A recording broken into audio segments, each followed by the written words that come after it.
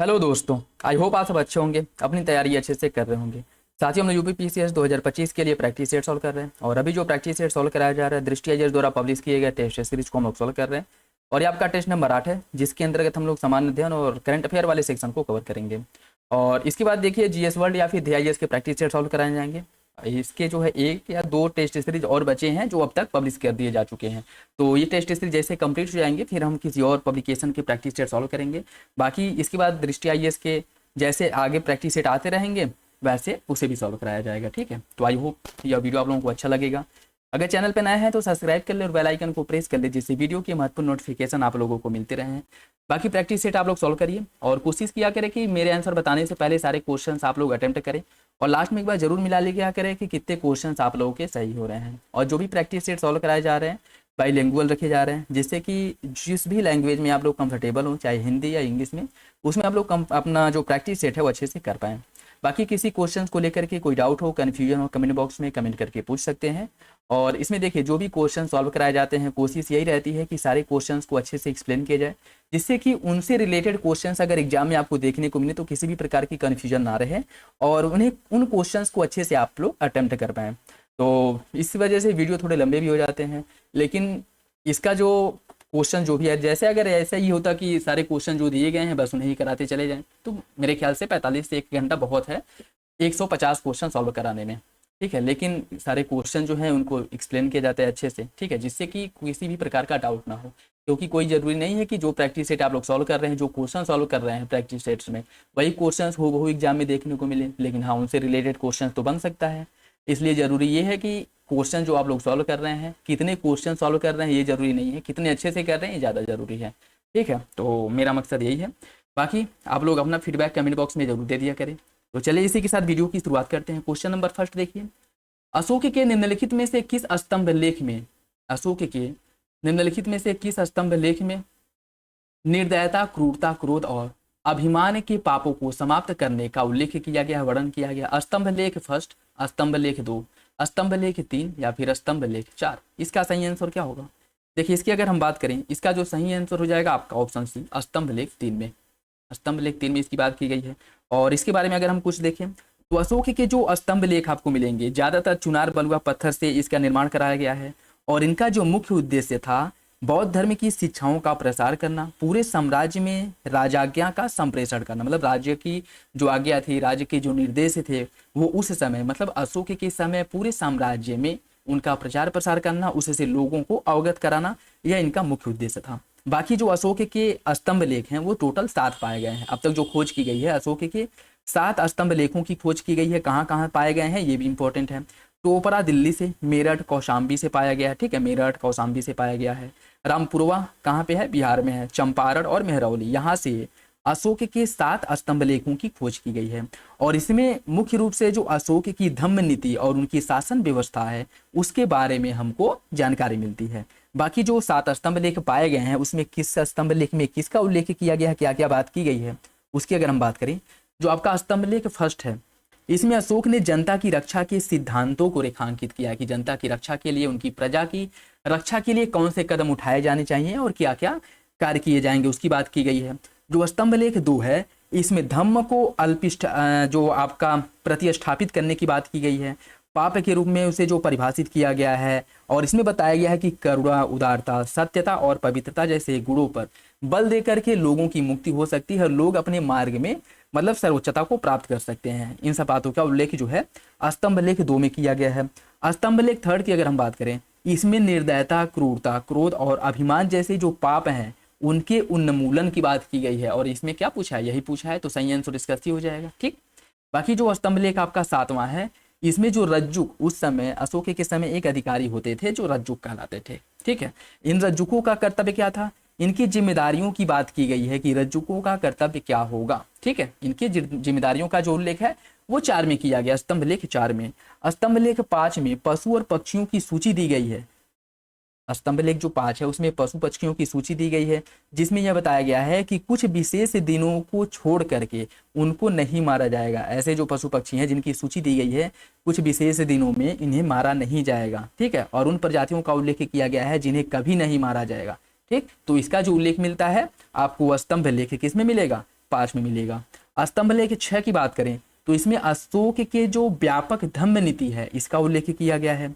अशोक का जो आपका स्तंभ लेख 7 है, इसमें धम्म नीति के समर्थन में अशोक द्वारा किए गए जो कार्य हैं उनकी व्यापक चर्चा की गई है। तो ये अशोक के 7 स्तंभ लेख थे। देखिए इसमें याद रखिएगा, स्तंभ लेख हो गया, शिलालेख हो गया, ठीक है, ये सब अलग अलग हैं। स्तंभ लेख अलग होता है, शिलालेख अलग होता है, और तो उसमें जो है कंफ्यूज नहीं होना है। जैसे स्तंभ लेख में किसी और बात का उल्लेख किया गया, वहीं अगर शिलालेख आप पढ़ेंगे तो शिलालेख में किसी और बात का उल्लेख किया गया है, तो इसमें आप लोग कंफ्यूज बिल्कुल मत होइएगा, ठीक है।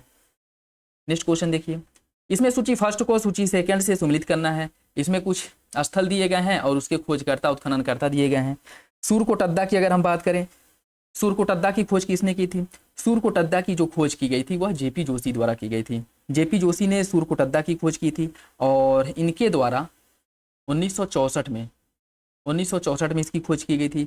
बाकी आपका बनवाली है, बनवाली की अगर हम बात करें, बनवाली की खोज R.A. बिष्ट ने की थी। R.A. बिष्ट ने बनवाली की खोज की थी, ठीक है। R.A. बिष्ट द्वारा बनवाली की खोज की गई थी, बनवाली की खोज की गई थी। उसके बाद आपका कालीबंगा, कालीबंगा की अगर हम बात करें तो अमलानंद घोष ने कालीबंगा की खोज की थी 1953 में। और आमरी की खोज NM या NA मजूमदार द्वारा आमरी की खोज की गई थी 1935 में, ठीक है। तो इसे याद रखिएगा, इंपॉर्टेंट है। बाकी अगर बनवाली की बात करें, बनवाली की R.A. बिष्ट ने इसकी खोज की थी, कब की थी? 1974 में, ये भी याद रखिएगा, ठीक। तो इसका जो सही आंसर है वो हो जाएगा आपका ऑप्शन 2, 3, 1, 4, ऑप्शन बी हो जाएगा। ऑप्शन बी इसका सही है। निम्नलिखित में से कुछ उपनिषद दिए गए हैं और इनका विवरण दिया गया है।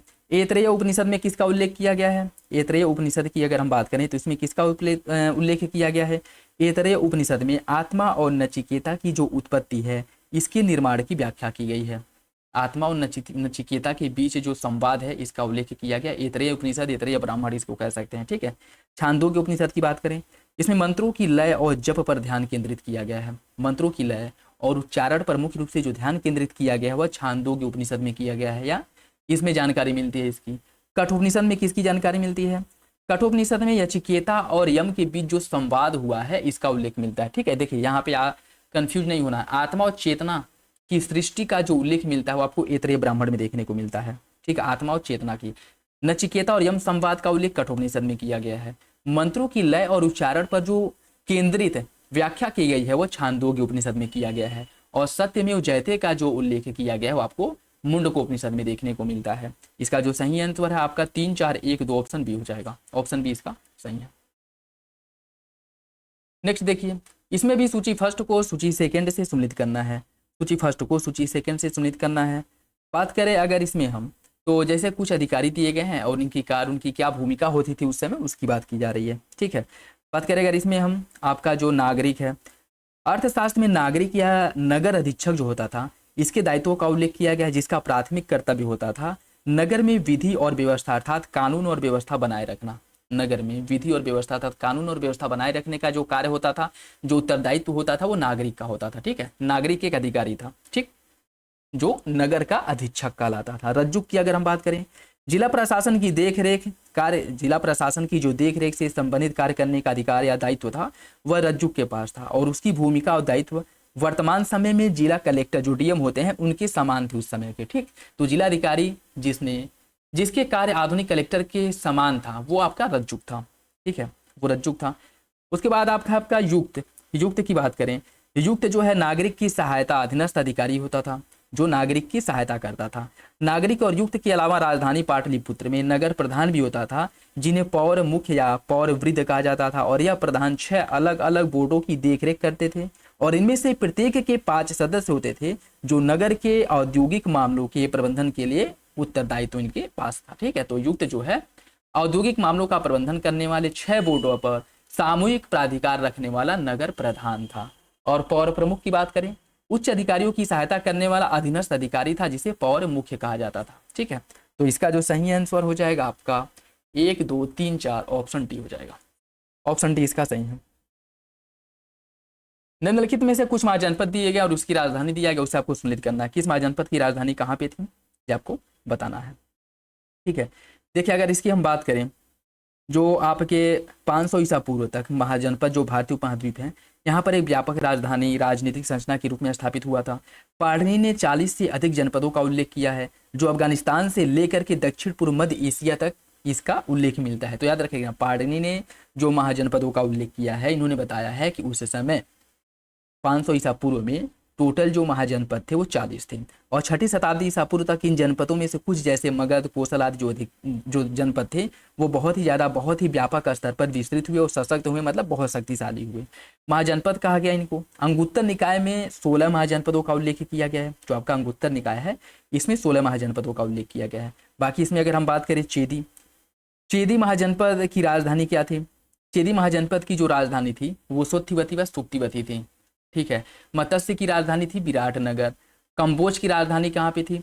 कंबोज की राजधानी की बात करें तो पुंछ में थी। और मल्ल की राजधानी थी कुशीनगर या कुशीनारा, जो वर्तमान आपका उत्तर प्रदेश का कुशीनगर गोरखपुर के पास है, उसे ही कुशीनारा के नाम से जाना जाता था। सही आंसर इसका 2, 4, 3, 1 ऑप्शन डी हो जाएगा। ऑप्शन डी इसका सही है। ठीक है। गोंदोफोर्निज निम्नलिखित में से किस राजवंश से संबंधित था? शक, कुषाण, हिंद, पहलव या फिर इंडो ग्रीक? इसका सही आंसर क्या है? इसका जो सही आंसर है वो हो जाएगा आपका ऑप्शन सी, यह हिंद पहलव वंश का शासक था। Option C Gondophernes. ठीक। और इसकी अगर हम बात करें हिंद पहलव, जिन्हें इंडो शक भी कहा जाता है, इंडो शक शासकों का स्थान इन्होंने लिया और यह भारत ईरान सीमा क्षेत्र में सत्तारूढ़ हुए थे। उनका राज सिस्तान से लेकर के अराकोशिया, काबुल घाटी, गंधार तक फैला हुआ था, और यह जम्मू पठानकोट क्षेत्र में इनका मुख्य रूप से विस्तृत थे। और इतने व्यापक क्षेत्र पर नियंत्रण बनाए रखने के लिए गोंदोफोर्निज ने संभवतः क्षत्रपों को पर्याप्त स्वायत्ता प्रदान की थी। तो जो गोंदोफोर्निज था वह हिंद पहलव वंश का शासक था। ऑप्शन सी हो जाएगा। अमरावती कला शैली के संदर्भ में देखिए, यह कृष्णा और गोदावरी नदियों के बीच के क्षेत्र में विकसित हुआ था, और यहाँ 150 ईसा पूर्व से लेकर के 350 ईसा पूर्व के बीच समृद्धि देखने को मिलती है। कौन सा विकल्प इसका सही होगा? इसका सही आंसर बी है। दोनों विकल्प सही हो जाएगा। दोनों विकल्प सही है अमरावती कला शैली के बारे में। ऑप्शन बी इसका सही है। ठीक है। ऑप्शन बी सही हो जाएगा, याद रखिएगा। निम्नलिखित में से किस वाकाटक शासक का विवाह चंद्रगुप्त द्वितीय की पुत्री प्रभावती गुप्त के साथ हुआ था? विंध्य शक्ति प्रवर सेन प्रथम, रुद्रसेन द्वितीय या फिर नरेंद्र सेन? इसका सही आंसर क्या है? इसका जो सही आंसर वो आपका बी हो जाएगा। रुद्रसेन द्वितीय के साथ जो वाकाटक शासक का विवाह है, वाकाटक शासक का विवाह चंद्रगुप्त द्वितीय की पुत्री प्रभावती गुप्त के साथ हुआ था, और वो था आपका रुद्रसेन द्वितीय। सही है। Option B. वाकाटक शासक रुद्रसेन द्वितीय के साथ गुप्त वंश के शासक चंद्रगुप्त द्वितीय की पुत्री प्रभावती गुप्त का विवाह किया गया था। ऑप्शन बी इसका सही हो जाएगा। निम्नलिखित में से कौन सा सुमिलित है? कुछ दर्शन और उसके दार्शनिक दिए गए, जैसे द्वैतवाद के प्रवर्तक या द्वैतवाद जो है रामानुजाचार्य का दर्शन है, शुद्धाद्वैतवाद है वल्लभाचार्य का, अद्वैतवाद माधवाचार्य, और विशिष्टाद्वैतवाद चैतन्य महाप्रभु। कौन सा विकल्प इसमें से सही है? इसका सही आंसर भी हो जाएगा शुद्धाद्वैतवाद वल्लभाचार्य, ये आपका सही है। ठीक है, ये सही हो जाएगा। बाकी इसमें द्वैतवाद की बात करें, द्वैतवाद के प्रवर्तक है माधवाचार्य। इन सबको अगर हम बता दें तो सही ये है आपका, द्वैतवाद के जो प्रवर्तक हैं वो माधवाचार्य हैं। ठीक है, माधवाचार्य हैं। शुद्धाद्वैतवाद ये आपके वल्लभाचार्य हैं। और द्वैतवाद की बात करें, इसकी रचना जो है या इसके प्रवर्तक आदि शंकराचार्य हैं। ठीक है,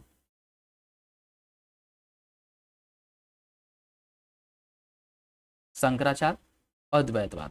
ठीक। और विशिष्टाद्वैतवाद की अगर हम बात करें, विशिष्टाद्वैतवाद जो है यह आपका रामानुजाचार्य हैं। ठीक है, विशिष्टाद्वैतवाद रामानुजाचार्य। और जो आपका द्वैताद्वैतवाद है इसकी रचना या इसके जो प्रवर्तक है निम्बार्काचार्य हैं। और अचित्य भेदो भेदवाद चैतन्य महाप्रभु। चैतन्य महाप्रभु का क्या है? अचित्य भेदो भेदवाद।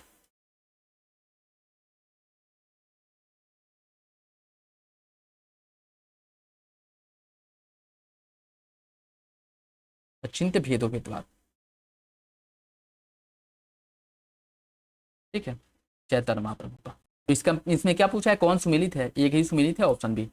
निम्नलिखित में से किस शासक ने दीवाने खैरात संस्थान की स्थापना की थी या शुरुआत की थी? अलाउद्दीन खिलजी, मोहम्मद बिन तुगलक, फिरोज शाह तुगलक या फिर बलबन? इसका सही आंसर क्या है? इसका सही आंसर सी हो जाएगा, फिरोज शाह तुगलक ने दीवाने खैरात विभाग की स्थापना की थी। ठीक है, दीवाने खैरात हो गया और सामुदायिक अस्पताल चिकित्सालय हो गया। ठीक है, इन सब की स्थापना फिरोज शाह तुगलक द्वारा, रोजगार दफ्तर, इन सब की स्थापना फिरोज शाह तुगलक ने ही करवाई थी। फिरोज शाह तुगलक जो 1351 से लेकर के 1388 ईस्वी तक, 51 से लेकर के 1388 ईस्वी तक तुगलक वंश का शासक था। और इसकी अगर हम बात करें, इसके तो दीवाने खैरात, एक धर्मार्थ कार्यालय, दीवाने बंदगान, गुलामों का विभाग, ठीक है, इन सब का स्थापना इसी के द्वारा कराया गया था। सही आंसर सी हो जाएगा। निम्नलिखित में से कौन सा विकल्प सही सुमिलित नहीं है? चिश्ती ख्वाजा मोइनुद्दीन चिश्ती, सुहरावर्दी बहाउद्दीन जकारिया, नक्शबंदी शेख अहमद सरहिंदी और कादरी सिलसिला निजामुद्दीन औलिया। कौन सा विकल्प गलत है? इसका सही आंसर डी हो जाएगा। कादरी सिलसिला से संबंधित नहीं है निजामुद्दीन औलिया, ठीक है। सूफीवादी जो सिलसिला है इसमें मुख्य रूप से धार्मिक चिंतन की आध्यात्मिक और रहस्यवादी धारा को दर्शाया गया है और 11वीं शताब्दी तक यह सुसंगठित आध्यात्मिक आंदोलन के रूप में उभर करके सामने आया था। इसमें चिश्ती संप्रदाय भारत में स्थापना मोइनुद्दीन चिश्ती ने की थी और इनके विषय में ऐसा माना जाता है कि वे मोइनुद्दीन मोइजुद्दीन मोहम्मद गौरी की आक्रमण के बाद भारत में आए थे, ठीक है, और आकर के कहाँ पे, अजमेर में बस गए थे। सुहरावर्दी सिलसिले की स्थापना शिहाबुद्दीन सुहरावर्दी ने की थी और यह बगदाद के थे और यह भारत में बहाउद्दीन जकारिया ने, देखिए वैसे सुहरावर्दी जो सिलसिला है इसकी स्थापना शिहाबुद्दीन सुहरावर्दी ने की थी, लेकिन कहाँ पे की थी, बगदाद में की थी। और अगर ये पूछ लिए कि सुहरावर्दी सिलसिले की स्थापना भारत में किसने की थी, तो भारत में इसकी स्थापना बहाउद्दीन जकारिया ने की थी। इंपॉर्टेंट है, याद रखिएगा, ठीक। बाकी आपका नक्शबंदी सिलसिले की बात करें, नक्शबंदी संप्रदाय की नींव ख्वाजा बहाउद्दीन नक्शबंदी द्वारा की गई थी और इस सिलसिले के सूफियों ने प्रारंभ से ही शरीयत के जो कठोर नियम है उसके पालन पर जोर दिया था। मतलब धार्मिक जो कट्टरपंथी है, ठीक है, बहुत ही मतलब कह सकते हैं कि कट्टरता से अपने धर्म का पालन करना, यह नक्शबंदी सिलसिले से संबंधित है। और कादरी सिलसिले की बात करें, कादरी सिलसिला जो प्रसिद्ध हुआ था या पंजाब वाले क्षेत्र में लोकप्रिय हुआ था, प्रसिद्ध हुआ था, और अब्दुल कादिर जिलानी ने इसकी स्थापना की थी और उनके पुत्र अकबर के शासनकाल में मुगलों के समर्थक माने जाते थे और इस संप्रदाय के पीरों ने वहदत उल वजूद अर्थात अस्तित्व की एकता को दर्शन की प्रतिष्ठा पर स्थापित किया था। निजामुद्दीन औलिया यह सल्तनत काल के सबसे प्रसिद्ध चिश्ती सूफी संत थे और यह 14वीं शताब्दी में राजनीतिक परिवर्तन और अस्थिरता के कालखंड में मुख्य रूप से सक्रिय थे। तो निजामुद्दीन औलिया जो है यह किससे संबंधित थे? इनका संबंध चिश्ती संप्रदाय से था, ठीक है।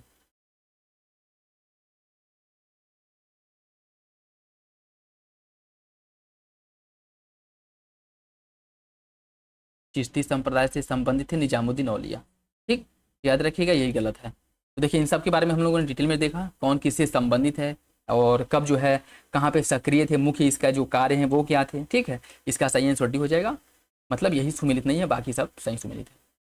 मोहम्मद गौरी से संबंधित निम्नलिखित घटनाओं पर विचार कीजिए और उन्हें कालक्रम में लगाना है, इन्हें कालक्रम में लगाइए। देखिए मुल्तान और कच्छ पर विजय सबसे पहले इसने किया था, ठीक है। उसके बाद जो है आपका आ जाएगा अनहिलवाड़ का युद्ध में पराजय करना, ठीक है। तीसरे नंबर पे आ जाएगा आपका पेशावर पर कब्जा और लास्ट में आ जाएगा आपका लाहौर पर कब्जा। इसका जो सही आंसर है वो आपका ए हो जाएगा, 2-1-4-3 ऑप्शन ए इसका सही है, ऑप्शन ए इसका सही हो जाएगा। विजित क्षेत्रों पर अधिक प्रभावी नियंत्रण स्थापित करने के लिए इल्तुतमिश ने इक्ता प्रदान की। इक्ता प्राप्त करने वालों को इक्तेदार कहा जाता था, जिनका उत्तरदायित्व भूमि राजस्व एकत्र करना और उन्हें सौंपे गए क्षेत्रों में शांति एवं व्यवस्था बनाए रखना। कौन सा विकल्प इसके बारे में सही है? इसका सही आंसर ए है, दोनों विकल्प सही और आर एक ही सही व्याख्या करता है, ऑप्शन ए हो जाएगा। दोस्तों जिन लोगों को पेड ग्रुप ज्वाइन करना हो डिस्क्रिप्शन बॉक्स में लिंक मिल जाएगा, वहाँ से आकर के प्रैक्टिस सेट के बारे में जानकारी ले सकते हैं, क्या प्रोसेस है, कितने प्रैक्टिस सेट मिलेंगे, फीस क्या है, ठीक है।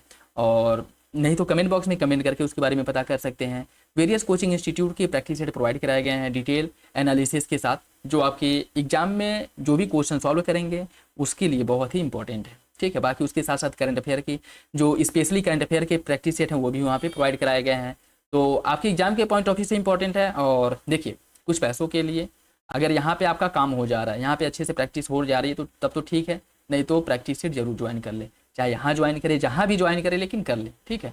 और कम से कम पर डे एक प्रैक्टिस सेट, अगर आप वीडियो देख रहे हैं तो वीडियो तो देख ही रहे हैं, लेकिन कम से कम इसका एक्सप्लेनेशन अच्छे से अगर देख रहे हैं तब तो ठीक है। तो जिन लोगों को भी ज्वाइन करना हो डिस्क्रिप्शन बॉक्स में लिंक है, वहाँ से आकर के जानकारी ले सकते हैं, नहीं तो कमेंट बॉक्स में कमेंट करके उसके बारे में पता कर सकते हैं, ठीक है। नेक्स्ट देखिए, दिल्ली सल्तनत के निम्नलिखित शासकों के शासनकाल पर विचार कीजिए, उन्हें कालक्रम में व्यवस्थित कीजिए। कैमूर, रजिया, नसीरुद्दीन महमूद और बलबन, इन सभी को क्रम से लगाना है, इन सभी को क्रम से लगाना है। देखिए इसमें अगर हम बात करें, सबसे पहले आ जाएगा रजिया पहले नंबर पे, रजिया के बाद नसीरुद्दीन महमूद आ जाएगा दूसरे नंबर पे, ठीक है। रजिया के बाद आ जाएगा नसीरुद्दीन महमूद, फिर आपका बलबन आ जाएगा तीसरे नंबर पे, और कैमूर आ जाएगा, कैमूर के बाद फिर कैकफूसरो है। ठीक है, तो ये इनका क्रम है। सही आंसर की बात करें तो वो आपका बी हो जाएगा, 2 3 4 1, 2 3 4 1 इसका सही है। ठीक है, ऑप्शन बी। निम्नलिखित में से कौन अकबर के शासनकाल के दौरान गुजरात में मुगल शासन के विरुद्ध विद्रोह के नेता थे? राणा सांगा और बहादुर शाह, बैरम खां और बहादुर शाह, बैरम खां और मुनीम खां, आसफ खान और मिर्जा अजीज कोको, इख्तियारुल मुल्क और मोहम्मद हुसैन मिर्ज। कौन सा विकल्प इसके बारे में सही है? गुजरात में मुगल शासक के विरुद्ध विद्रोह करने वाले जो नेता थे वो कौन थे, ये आपको बताना है। इसका सही आंसर हो जाएगा ऑप्शन डी, इख्तियार उल मुल्क और मोहम्मद हुसैन मिर्ज। ऑप्शन डी सही हो जाएगा, ऑप्शन डी इसका सही है। और ये घटना कब की है? 1572 ईस्वी में।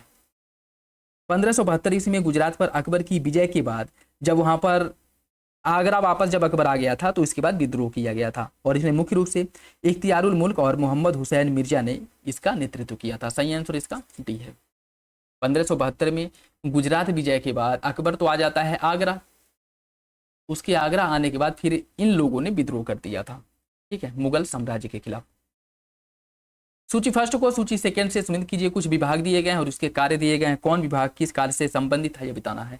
दीवाने अर्ज क्या था? दीवाने अर्ज एक सैन्य विभाग था। दीवाने विजारत यह राजस्व और वित्त विभाग था।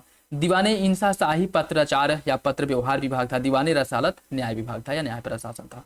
इसका जो सही आंसर है वो हो जाएगा आपका ऑप्शन डी, 4 3 2 1, 4 3 2 1 इसका सही हो जाएगा। निम्नलिखित में से कौन सही सम्मिलित नहीं है? पोलज भूमि वह भूमि जिस पर वर्ष में 2 बार फसलें उगाई जाती थी। परती भूमि ऐसी भूमि जिसे अस्थायी रूप से बंजर छोड़ दिया जाता था। चांचर भूमि ऐसी भूमि जिसे 4 से 3 वर्षों में एक बार जोता जाता था और फिर उसका उपयोग किया जाता था। बंजर भूमि ऐसी भूमि जो कृषि योग्य नहीं थी। कौन सा विकल्प इसमें से गलत है? इसका सही आंसर क्या हो जाएगा? देखिए, इसका जो सही आंसर है वो हो जाएगा आपका ऑप्शन बी, परती भूमि। परती भूमि की बात करें तो परती भूमि वह भूमि होती थी जो अस्थायी रूप से खाली छोड़ दी जाती थी और अस्थायी रूप से नहीं। ठीक है, अस्थायी रूप से परती भूमि को, ऐसी भूमि जिसे अस्थायी नहीं अस्थायी रूप से खाली छोड़ दिया जाता था। ठीक है, जिसमें आगे जो है 2 या 3 वर्ष बाद या 5 6 वर्ष बाद जो है उस पर पुनः कृषि कार्य होता था, तो उसे अस्थायी नहीं बल्कि अस्थायी रूप से परती छोड़ा जाता था। ठीक, ये आपका परती होता था, तो सही आंसर भी हो जाएगा। इलाहाबाद संधि के बारे में देखिए। अवध ब्रिटिश क्षेत्रों और बाह्य खतरों के बीच एक बफर राज्य बन गया था। मुगल सम्राट ने ईस्ट इंडिया कंपनी को बंगाल, बिहार और उड़ीसा की दीवानी का अधिकार दिया था। कौन सा विकल्प इसमें से सही है? इसका जो सही आंसर है वो हो जाएगा आपका ऑप्शन ए, दोनों विकल्प सही है, दोनों विकल्प सही हो जाएगा, ऑप्शन ए सही है। इलाहाबाद संधि के बाद अवध को ईस्ट इंडिया कंपनी के हितों की रक्षा के लिए एक बफर स्टेट के रूप में, बफर स्टेट क्या होता है? जैसे मान लीजिए ये आपका भारत है, ठीक है, और अवध ये जो आप उस समय अंग्रेजों के अधिकार क्षेत्र में ये जो बंगाल वाला क्षेत्र पूरा आता था, बंगाल वाला, इसकी सुरक्षा के लिए एक ये अवध जो है इसको बफर स्टेट के रूप में बनाया गया था। ठीक है, मतलब यहाँ पे सेना तो थी ही, यहाँ भी सेना डिप्लॉय किया गया था। जैसे अगर रूस हो गया, अन्य जो जर्मनी हो गया, या फिर अन्य जो बाहरी देश हैं, बाहरी शक्तियाँ हैं, इधर पे आपके मराठा साम्राज्य हो गया, मराठा राजा रणजीत सिंह जम्मू कश्मीर वाले क्षेत्र में इधर हो गए, तो इनके आक्रमण से इस क्षेत्र को बचाने के लिए यहीं पे सेना डिप्लॉय करके रखना कि यहीं पर इनको रोक लिया जाए और इनको जो है यहाँ पर आक्रमण करने से रोक दिया जाए, इसी को बफर स्टेट कहा जाता है। और अवध को बफर स्टेट के रूप में रखा गया था, याद रखिएगा, ये सही हो जाएगा। अगस्त प्रस्ताव के बारे में देखिए। लॉर्ड वेवेल ने अगस्त 1940 में अगस्त प्रस्ताव की घोषणा की। इसमें भारत के लिए डोमिनियन स्टेट का उद्देश्य प्रस्ताव के रूप में पारित किया गया था। कौन सा विकल्प इसके बारे में सही है? इसका जो सही आंसर क्या होगा? देखिए, इसका जो सही आंसर वो आपका ए हो जाएगा, अर्थात दूसरा सही है, पहला गलत है। पहला गलत क्यों है? देखिए, अगस्त प्रस्ताव की जो घोषणा की गई थी वो वेवेल के समय में नहीं की गई थी। क्वेश्चन जो है बहुत अच्छे से पढ़ा करें। कब किया गया था? लिनलिथगो के समय में लिनलिथगो ने अगस्त प्रस्ताव की घोषणा की थी, याद रखिएगा। सही आंसर क्या हो जाएगा? ए। दूसरा सही है, पहला गलत है। निम्नलिखित घटनाओं पर विचार कीजिए और इन्हें आरोही क्रम में व्यवस्थित। दांडी मार्च, कराची कांग्रेस अधिवेशन, लाहौर अधिवेशन और सांप्रदायिक पंचाट। दांडी मार्च की बात करें, दांडी मार्च या सविनय अवज्ञा आंदोलन, यह घटना कब की है? यह घटना आपकी 1930 की है। कराची अधिवेशन, लाहौर अधिवेशन। कराची अधिवेशन कब हुआ था? 1931 में हुआ था ना। लाहौर अधिवेशन 1929 में, सांप्रदायिक पंचाट 1932 में। ठीक है, यही है ना। तो सही आंसर क्या हो जाएगा? देखिए, लाहौर कांग्रेस का अधिवेशन 1929 में हुआ था। ठीक है, दांडी मार्च 1930 में हुआ था, कराची अधिवेशन 1931 में हुआ था और सांप्रदायिक पंचाट जो है आपका 1932 में हुआ था। तो इसका सही आंसर क्या होना चाहिए? इसका सही आंसर होना चाहिए option D, 3-1-2-4, option D. Jat नेताओं के संदर्भ में देखिए, चूड़ामन ने थून में एक किला बनवाया था, चूड़ामन ने थून में एक किला बनवाया। सूरजमल को जाट जनजाति का प्लेटो अर्थात अफलातून कहा जाता है। कौन सा विकल्प इसके बारे में सही है? इसका जो सही आंसर है वो डी हो जाएगा, दोनों विकल्प सही है, दोनों विकल्प इसका सही हो जाएगा। सूची फर्स्ट को सूची सेकंड से सम्मिलित कीजिए। कुछ यूरोपीय शक्तियां दी गई हैं और भारत में प्रथम कारखाना इनके द्वारा जो खोला गया था, कहाँ पे खोला गया था, उससे सुमेलित करना है, उसे सम्मिलित करना है। बात करें फ्रांसीसी कंपनी सबसे पहले कहाँ खोली गई थी? फ्रांसीसी कंपनी सबसे पहले सूरत में खोली गई थी। कब? 1667 ईस्वी में। डच कंपनी सबसे पहले कहाँ खोली गई थी? मसूलीपट्टनम में 1605 ईस्वी में। अंग्रेजी कंपनी कहाँ खोली गई थी? सूरत में 1613 ईस्वी में। और डेनिश कंपनी त्रावणकोर में खोला गया था। कहाँ पे? त्रावणकोर में। कब? 1920 में। इसका जो सही आंसर है वो हो जाएगा आपका 3-4-1-2 ऑप्शन सी, ऑप्शन सी। देखिए ये जो है यूरोपीय कंपनियां हैं और सबसे पहले कहाँ पे खोली गई थी और कब खोली गई थी, ठीक है, ये इंपॉर्टेंट है। क्वेश्चन इससे सीधे सीधे बन सकता है, याद रखिएगा, ऑप्शन सी इसका सही हो जाएगा। देखिए कुछ युद्ध दिए गए और वर्ष दिया गया, कौन सा युद्ध कब हुआ था उससे सम्मिलित करना है, कौन सा युद्ध कब हुआ था उससे सम्मिलित करना है। बात करें अगर इसमें प्रथम आंग्ल मैसूर युद्ध, प्रथम आंग्ल मैसूर युद्ध कब हुआ था? प्रथम आंग्ल मैसूर युद्ध हुआ था 1767-69 में, 1767-69 में प्रथम आंग्ल मैसूर युद्ध हुआ था, ठीक है। द्वितीय आंग्ल मराठा युद्ध कब हुआ था? द्वितीय आंग्ल मराठा युद्ध 1803-05 में हुआ था, 1803-05 में। तृतीय आंग्ल मराठा 1817-19 में। प्रथम आंग्ल सिख युद्ध 1845-46 में। सही आंसर क्या हो जाएगा? ऑप्शन है 3-4-2-1, 3-4-2-1। निम्नलिखित घटनाओं पर विचार करें और उन्हें सबसे पहले शुरू हुए और कालक्रम में व्यवस्थित करना है। पाइका विद्रोह, रामोसी विद्रोह, गडकरी विद्रोह, विशाखापत्तनम विद्रोह, इन सभी को क्रम से लगाना है, इन सभी को क्रम से लगाना। पाइका विद्रोह की बात करें अगर तो यह कहाँ हुआ था? 1817 में हुआ था पाइका विद्रोह, ठीक है। कहाँ पे हुआ था? उड़ीसा में, उड़ीसा में पाइका विद्रोह हुआ था। उसके बाद अगर बात करें इसका नेतृत्व बख्शी जगबंधु विद्याधर ने इसका नेतृत्व किया था। रामोसी विद्रोह की बात करें, रामोसी विद्रोह 1826 में शुरू हुआ था और यह जो है 1826 में, कहीं कहीं 1822 में देखने को मिलेगा, ठीक है, कहीं कहीं आपको कहीं कहीं 1822 और कहीं कहीं 1826 देखने को मिलेगा, तो आप दोनों याद रखिएगा, ठीक है, दोनों याद रखिएगा।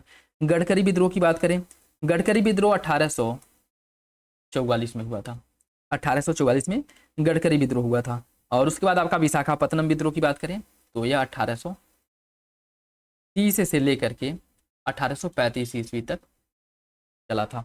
तो इसमें जो क्रम से लगाना है इसे, इसका सही आंसर 1-2-4-3 डी हो जाएगा, 1-2-4-3।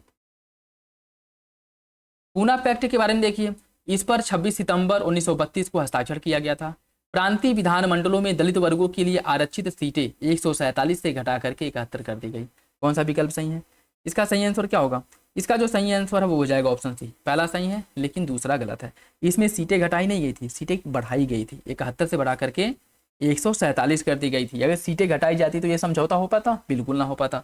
तो सीटें घटाई नहीं गई थी बल्कि बढ़ाई गई थी। पहले जो सीटें 70 थी, 71 थी, इसको बढ़ा करके 147 आरक्षित कर दी गई थी, ठीक है। पहला सही है, दूसरा गलत। भारत की जनगणना 2011 के अनुसार निम्नलिखित राज्यों को उनकी साक्षरता दर पर विचार कीजिए। उत्तर प्रदेश, बिहार, पश्चिम बंगाल और झारखंड, इनके साक्षरता दर के आधार पर इनको जो है क्रम से लगाना है, इनको क्रम से लगाना है। देखिए इसकी अगर हम बात करें, इनकी अगर हम बात करें, बिहार की साक्षरता कितनी है? बिहार की साक्षरता जो है 61.80% है। ये बिहार की साक्षरता भैया, बिहार की साक्षरता, ठीक। उत्तर प्रदेश की नहीं।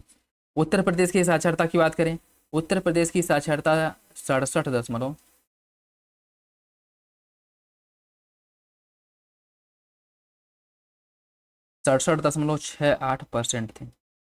पश्चिम बंगाल की साक्षरता कितनी है? पश्चिम बंगाल की साक्षरता है 76.26%। झारखंड की साक्षरता कितनी है? झारखंड में 66.41% है, ठीक है। अब इसके आधार पर जो है आप लगाइए क्रम से, कौन सा आंसर सही होगा? इसका जो सही आंसर आपका 3-1-4-2 डी हो जाएगा। 2011 की जनगणना के अनुसार भारत का जनसंख्या घनत्व 382 प्रति वर्ग किलोमीटर है। 2011 की जनगणना के अनुसार उत्तर प्रदेश का जनसंख्या घनत्व 1102 व्यक्ति प्रति वर्ग किलोमीटर है। कौन सा विकल्प इसमें सही होगा? इसका जो सही आंसर है वो सी हो जाएगा। पहला सही है, दूसरा गलत है। दूसरा गलत हो जाएगा। ठीक है, भारत का जो जनसंख्या घनत्व तो 382 तो है, बिल्कुल सही बात है। लेकिन उत्तर प्रदेश का जनसंख्या घनत्व 1102 थोड़ी है। उत्तर प्रदेश की जनसंख्या घनत्व की अगर हम बात करें तो उत्तर प्रदेश का जनसंख्या घनत्व 829 है, 829। ठीक है, 829। पहला सही हो जाएगा, दूसरा गलत है। निम्नलिखित में से किस बांध को गोविंद वल्लभ पंत सागर के नाम से जाना जाता है? टिहरी, भाखड़ा, नागार्जुन सागर या फिर रिहंद? इसका सही आंसर हो जाएगा ऑप्शन डी, रिहंद बांध को जाना जाता है गोविंद वल्लभ पंत सागर के नाम से जाना जाता है। ठीक है, और इसकी अगर हम बात करें, यह उत्तर प्रदेश के सोनभद्र जिले में स्थित है। रिहंद बांध सोनभद्र जिले में है, जिसे गोविंद वल्लभ पंत सागर के नाम से जाना जाता है, ऑप्शन डी। सूची फर्स्ट को सूची सेकंड से सुनित कीजिए। कुछ जलप्रपात और राज्य दिया गया है, इन्हें आपको सुनित करना है, इनको सुनित करना है। देखिए, भंबवली वजराई जलप्रपात है, कहाँ पे है? भंबवली वजराई जलप्रपात, ये महाराष्ट्र में है। ऊचिकल जलप्रपात कहाँ पे है? ऊचिकल जलप्रपात कर्नाटक के शिमोगा जिले में है। दूध सागर जलप्रपात है गोवा में, और नोह संग थिंग्यांग जलप्रपात है मेघालय में। नोह संग थिंग्यांग जलप्रपात मेघालय में है। सही आंसर इसका 1, 2, 3, 4 ऑप्शन हो जाएगा, ऑप्शन ए। सूची फर्स्ट को सूची सेकंड से संबंधित कीजिए। कुछ नदी दी गई है और उत्पत्ति स्थल दिया गया है।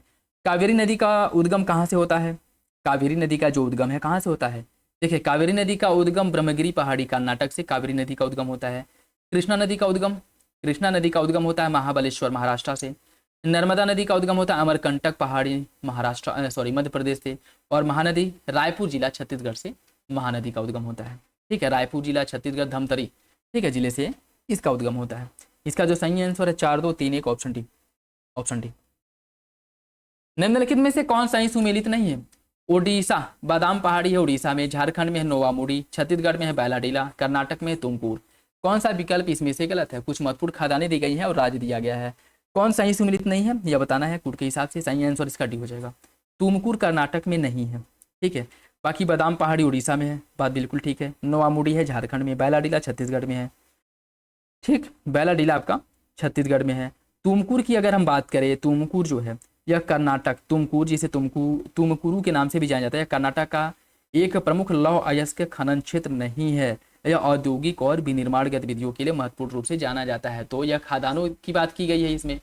और यह जो तुमकुर है यह मुख्य रूप से क्या है? यह एक प्रमुख है औद्योगिक और विनिर्माण केंद्र है। ठीक, सही आंसर हो जाएगा आपका ऑप्शन डी। लेकिन याद रखिएगा, तुमकुर है कर्नाटक में ही, है कर्नाटक में ही, लेकिन यहाँ पे कोई खदान वगैरह नहीं है। ठीक, सही आंसर डी हो जाएगा। निम्नलिखित में से कौन पर्वतीय दर्रा दिया गया और ऊंचाई दिया गया है? पर्वतीय दर्रा और ऊंचाई दिया गया है, उससे आपको सुनित करना है। शिवकिला की ऊंचाई जो तुंगता है वो कितनी है? शिवकिला की ऊंचाई तुंगता की अगर हम बात करें तो यह जो है आपका कितना हो जाएगा? 12,894, 12,894 है। ठीक, जोजिला जो है, जोजिला कितनी है? जोजिला की अगर हम बात करें, जोजिला है 11,650 फीट। नाथुला है 14,450 फीट। और खारदुंगला है 18,379 फीट। इसका जो सही आंसर है वो आपका 3, 2, 1, 4 ऑप्शन डी हो जाएगा। 3, 2, 1, 4 ऑप्शन डी। निम्नलिखित में से कौन सा ही सुमेलित नहीं है? भीमताल या मध्य में एक द्वीप वाली झील है। चिल्का झील खारे पानी की सबसे बड़ी झील है। चंद्रताल तटीय झील है। ढेबर झील या भारत की सबसे बड़ी कृत्रिम झील है। कौन सा विकल्प इसमें से सुमेलित नहीं है? इसका जो सही आंसर है क्या होगा? इसका सही आंसर सी हो जाएगा चंद्रताल, या तटीय झील नहीं है। चंद्रताल, भीमताल, ठीक है, भीमताल जो है ये आपके कहाँ पे है? उत्तराखंड में है, याद रखिएगा। चिल्का झील कहाँ पे है? उड़ीसा में है। चिल्का झील है उड़ीसा में।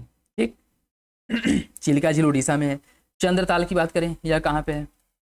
चंद्रताल हिमाचल प्रदेश में है। ठीक है, चंद्रताल हिमाचल प्रदेश में है और हिमाचल प्रदेश के स्पीति जिले में स्थित है।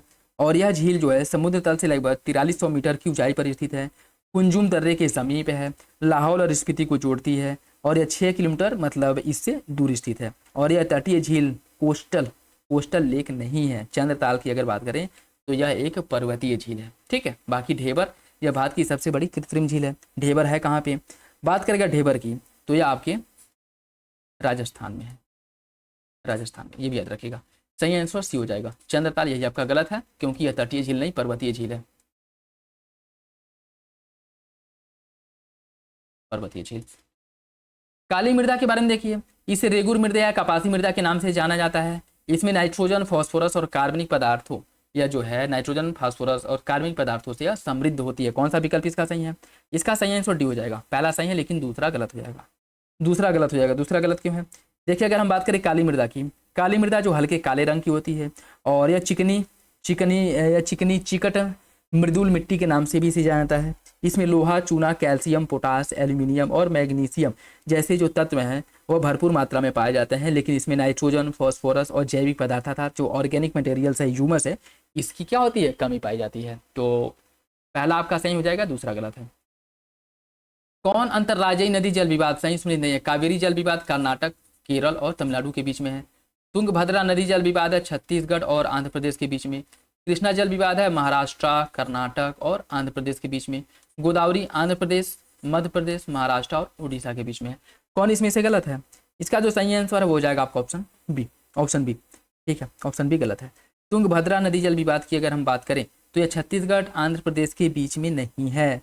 तुंगभद्रा नदी जल विवाद आंध्र प्रदेश और कर्नाटक के बीच में है। आंध्र प्रदेश और कर्नाटक के बीच में, ठीक। बी गलत है। बाकी विकल्प दोनों तीनों सही हैं। सिंदरी उर्वरक संयंत्र के बारे में देखिए, यह सार्वजनिक क्षेत्र में भारत का पहला रासायनिक उर्वरक संयंत्र है और इसकी स्थापना 1951 में की गई थी। कौन सा विकल्प इसका सही है? इसका सही आंसर सी हो जाएगा। दोनों विकल्प सही हैं। दोनों विकल्प इसका सही है। नेक्स्ट देखिए, कुछ परियोजनाएं दी गई हैं और राज्य दिया गया है। कौन परियोजना किस राज्य की है उससे सुमेलित करना है, इसे आपको सुमेलित करना है। बात करें कोयना परियोजना की, कोयना परियोजना किस राज्य की है? यह महाराष्ट्र की है। कोयना परियोजना है महाराष्ट्र की। और मचकुंड परियोजना कहाँ की है? मचकुंड परियोजना जो है यह आपके आंध्र प्रदेश और उड़ीसा की संयुक्त परियोजना है, मचकुंड परियोजना, ठीक है। माही परियोजना है मध्य प्रदेश की। मयूराक्षी परियोजना झारखंड और पश्चिम बंगाल की है। सही आंसर इसका क्या हो जाएगा? सही answer 4, 1, 2, 3 option C. Option C. Next देखिए, कुछ शिखर दिए गए हैं और इसकी ऊंचाई दी गई है, इससे आपको सम्मिलित करना है। कुछ शिखर और ऊंचाई दी गई है। गुरु शिखर की ऊंचाई कितनी है? गुरु शिखर की जो ऊंचाई है यह 1722 मीटर है। सद्भावना शिखर कितनी है? सद्भावना शिखर की ऊंचाई है 752 मीटर। धूपगढ़ की ऊंचाई कितनी है? 1680 मीटर। और अरमाकोड़ा की 1350 मीटर। सही आंसर क्या हो जाएगा? सही आंसर इसका जो है, सेकेंड,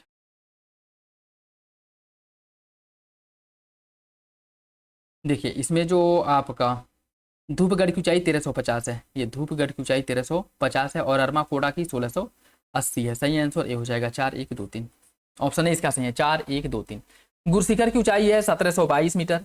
सद्भावना शिखर की 752 मीटर। धूपगढ़ की ऊंचाई 1350 मीटर और अरमाकोड़ा का 1680 मीटर। Option A. भारत में खनिज उत्पादन के संबंध में कौन सा विकल्प सही है? भारत में सर्वोत्तम गुणवत्ता वाला अभ्रक आंध्र प्रदेश के नेल्लौर जिले में उत्पादित होता है। झरिया भारत का सबसे बड़ा कोयला क्षेत्र है। उसके बाद आता है रानीगंज। कौन सा विकल्प इसका सही है? इसका जो सही आंसर है सी हो जाएगा। दोनों विकल्प सही हैं। दोनों विकल्प इसका सही हो जाएगा। विश्व में कच्चे इस्पात का शीर्ष उत्पादक देश कौन है? कच्चे इस्पात का शीर्ष उत्पादक देश कौन है? चाइना। Option D. निम्नलिखित में से कौन सा संयुक्त राज्य अमेरिका के अपलेशियन क्षेत्र में पाया जाने वाला एक प्रमुख खनिज संसाधन है? बॉक्साइट, कोयला, तांबा या फिर टिन? इसका सही आंसर क्या है? इसका जो सही आंसर है वो हो जाएगा आपका ऑप्शन बी, कोयला। अमेरिका के अपलेशियन क्षेत्र में मुख्य रूप से कोयला पाया जाता है, कोयले का उत्पादन होता है। Option B. विषुवतीय धारा प्रणाली के बारे में देखिए। विषुवतीय धारा पूर्व से पश्चिम की ओर प्रवाहित होती है। विषुवतीय प्रतिधारा पश्चिम से पूर्व की ओर प्रवाहित होती है। कौन सा विकल्प इसका सही है? इसका जो सही आंसर है क्या हो जाएगा? देखिए इसका जो सही आंसर है वो हो जाएगा ऑप्शन ए। दोनों विकल्प सही है। विषुवतीय धारा की अगर हम बात करते हैं पूर्व से पश्चिम की ओर प्रवाहित होती है, बिल्कुल बात सही है, ठीक है। ये जो मान लीजिए आपका विषुवतीय रेखा हो गया और जो विषुवतीय रेखा है यह पूर्व से पश्चिम की ओर प्रवाहित होती है, पूर्व से पश्चिम की ओर प्रवाहित होती है, ठीक है। और जो प्रति विषुवतीय धारा है यह पश्चिम से पूर्व की ओर, ये जो दोनों धाराएं उत्तरी गोलार्ध और दक्षिणी गोलार्ध में प्रवाहित होती हैं, इनके बीच में एक प्रति विषुवतीय जलधारा प्रवाहित होती है जिसकी दिशा पश्चिम से पूर्व की ओर होती है। दोनों विकल्प सही हैं। ध्रुवीय भ्रमिल के संदर्भ में देखिए, यह पृथ्वी की सतह पर मौजूद होते हैं और गर्मियों में तीव्र हो जाती हैं। इसका आशय विषुवत रेखा से ध्रुवों की ओर उष्ण पवनों का प्रवाह होना है। यह ध्रुवों के ऊपर स्थिर एक निम्न दाब वाला क्षेत्र होता है। यह शीत ऋतु में शीत वायु का दक्षिण की ओर प्रवाह अवरोधित करता है। कौन ध्रुवीय भ्रमिल के बारे में सही है? ध्रुवीय भ्रमिल के बारे में कौन सा विकल्प सही है? Option C. यह ध्रुवों के ऊपर स्थित एक निम्न दाब लो प्रेशर वाला क्षेत्र होता है, ठीक है। सही आंसर इसका सी हो जाएगा।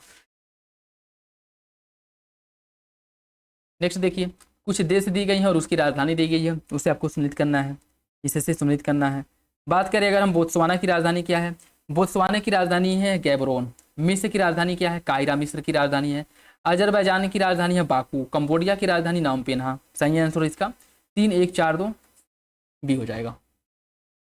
कुछ मरुस्थल दिए गए हैं और देश दिया गया। आटाकामा मरुस्थल कहाँ पे है, आटाकामा मरुस्थल की बात करें तो आपके चिली में है, आटाकामा मरुस्थल चिली में है। और नीरी मरुस्थल कहाँ पे है, नीरी मरुस्थल है आपके केन्या में, ठीक है। गिब्सन मरुस्थल है ऑस्ट्रेलिया में। कालाहारी मरुस्थल है बोत्सवाना में। सही आंसर इसका क्या है, सही आंसर है सी, 1, 3, 2, 4, 1, 3, 2, 4। निम्नलिखित में से कौन महासागरीय धारा की विशेषता नहीं है, अगुलहास जलधारा। यह अफ्रीका के पूर्वी तट के समानांतर दक्षिण की ओर प्रवाहित होती है। सोमाली जलधारा गल्फ स्ट्रीम के अनुरूप मानसून से प्रभावित। कैनारी उत्तर पश्चिम अफ्रीका के अनुदिश दक्षिण की ओर प्रवाहित होती है। और फॉकलैंड दक्षिणी अटलांटिक महासागर में समशीतोष्ण जलवायु हेतु उत्तरदायी। उष्ण धारा, उष्ण अर्थात गर्म जलधारा। कौन सा विकल्प इसमें से गलत है, इसका सही आंसर हो जाएगा ऑप्शन डी। ऑप्शन डी गलत है। फॉकलैंड की बात करें, इसे मॉलविनास जलधारा के नाम से भी जाना जाता है, फॉकलैंड जलधारा को।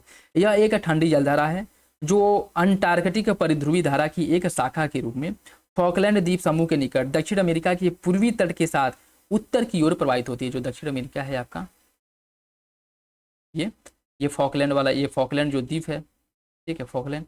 और यह जो है आपके दक्षिण से उत्तर की ओर प्रवाहित होती है, ठीक है, यहाँ पे, ठीक, यही गलत हो जाएगा ऑप्शन डी।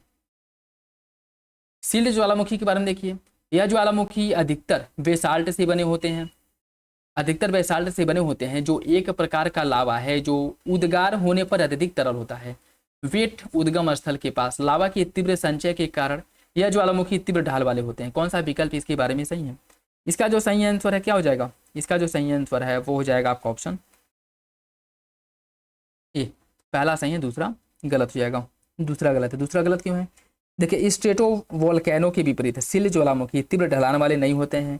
इनका कम ढलान बेसाल्टिक लावे के कारण होता है। मतलब ये जो लावा इसमें जो पाए जाते हैं मुख्य रूप से बेसाल्टिक चट्टानों से, मतलब बेसाल्ट की मात्रा इसमें अधिक पाई जाती है, जिस कारण इसका जो ढलान है वह तीव्र नहीं होता है और यह आसानी से प्रभावित होते हैं। वेट लावा के उद्गम स्थिति के पास ये तेजी से जमा नहीं होते हैं, ठीक।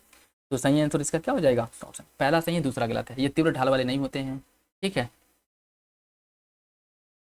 वायुमंडलीय परिसंचरण के बारे में कौन सा विकल्प सही है, प्रति चक्रवात में पवने उत्तरी गोलार्ध में दक्षिणावर्त और चक्रवात का जो आशय है निम्न दाब वाले क्षेत्र के चारों ओर से अंदर की ओर तीव्र वायु परिसंचरण होता है। कौन सा विकल्प सही होगा, इसका सही आंसर सी हो जाएगा। प्रति चक्रवात में पवने उत्तरी गोलार्ध में दक्षिणावर्त घूमती है और दक्षिणी गोलार्ध में उत्तरावर्त, ठीक है। मतलब जो अगर हम बात करें प्रति चक्रवात की दिशा उत्तरी गोलार्ध में होती है क्लॉकवाइज और दक्षिणी गोलार्ध में एंटी क्लॉकवाइज होती है। और जो चक्रवात आपका बनता है, जो चक्रवात बनता है इसमें हवाएं बाहर से अंदर की तरफ आती हैं, ठीक है, अंदर की तरफ आती हैं, जिससे चक्रवात अधिक तीव्र होता है। और प्रति चक्रवात में क्या होता है, प्रति चक्रवात देखिए ये चक्रवात की विशेषता है कि इसमें हवाएं बाहर से अंदर की तरफ चलती हैं। और प्रति चक्रवात में क्या होता है, प्रति चक्रवात की बात करें, जो प्रति चक्रवात बनता है इसमें हवाएं केंद्र से बाहर की ओर प्रवाहित होती हैं, केंद्र से बाहर की ओर प्रवाहित होती हैं, ठीक है, याद रखिएगा, ये मेजर डिफरेंस है, दोनों विकल्प सही हैं। निम्नलिखित में से कौन सा शीतोष्ण घास स्थल का उदाहरण नहीं है, यूरेशिया, उत्तरी अमेरिका का प्रेयरी, अर्जेंटीना का पंपास या फिर उप सहारा का सवाना। कौन इसमें से शीतोष्ण घास का मैदान नहीं है, इसका सही आंसर क्या है, इसका जो सही आंसर है वो हो जाएगा आपका ऑप्शन डी, उप सहारा का जो सवाना है यह शीतोष्ण घास का मैदान नहीं है। सही आंसर इसका हो जाएगा ऑप्शन डी। अपर्दनकारी भू आकृतियों के बारे में देखिए। गार्ज यह जो है चौड़ी शीर्ष और तल पर लगभग समान होती है। कैनियन इसकी चौड़ाई तल की अपेक्षा शीर्ष पर अधिक होती है। सही आंसर क्या है, इसका जो सही आंसर है वो हो जाएगा ऑप्शन सी, दोनों विकल्प सही हैं, दोनों विकल्प इसका सही है। सूची फर्स्ट को सूची सेकेंड से सुनिश्चित कीजिए। कुछ देश दिए गए और नदी दिया गया है। फ्रांस में प्रवाहित होने वाली नदी कौन सी है, फ्रांस में प्रवाहित होने वाली नदी की अगर हम बात करें तो वो नदी है डार्डेनल, दार्दाग्ने या ये दौर्दाग्ने, ये फ्रांस में प्रवाहित होती है। फिनलैंड में कौन सी नदी प्रवाहित होती है, फिनलैंड में प्रवाहित होती है केमी नदी। स्कॉटलैंड में डॉन नदी प्रवाहित होती है। नीदरलैंड में राइन नदी प्रवाहित होती है, ठीक है, नीदरलैंड में राइन नदी प्रवाहित होती है। इसका जो सही आंसर है वो हो जाएगा ऑप्शन सी, ऑप्शन सी। सूची फर्स्ट को सूची सेकंड से सम्मिलित कीजिए। ये एक साइड देश दिए गए हैं और झील दिया गया, कौन झील किस देश में है उससे सुमिलित करना है। कनाडा में कौन सी झील है, कनाडा में जो झील है उसकी अगर हम बात करें तो यहाँ पे है विनिपेग झील, विनिपेग झील है कनाडा में। कजाकिस्तान में कौन सी झील है, कजाकिस्तान में है बालखस झील। मलावी में कौन सी झील है, मलावी में जो झील है वो आपका न्यासा झील है। और बोलिविया में है टिटिकाका झील। सही आंसर इसका 3, 1, 2, 4 ऑप्शन बी। कुछ जलड मरुमध्य दिए गए हैं और यह किसे जोड़ती है उसे सुनिश्चित करना है, यह किसे जोड़ती है उसे सुनिश्चित करना है।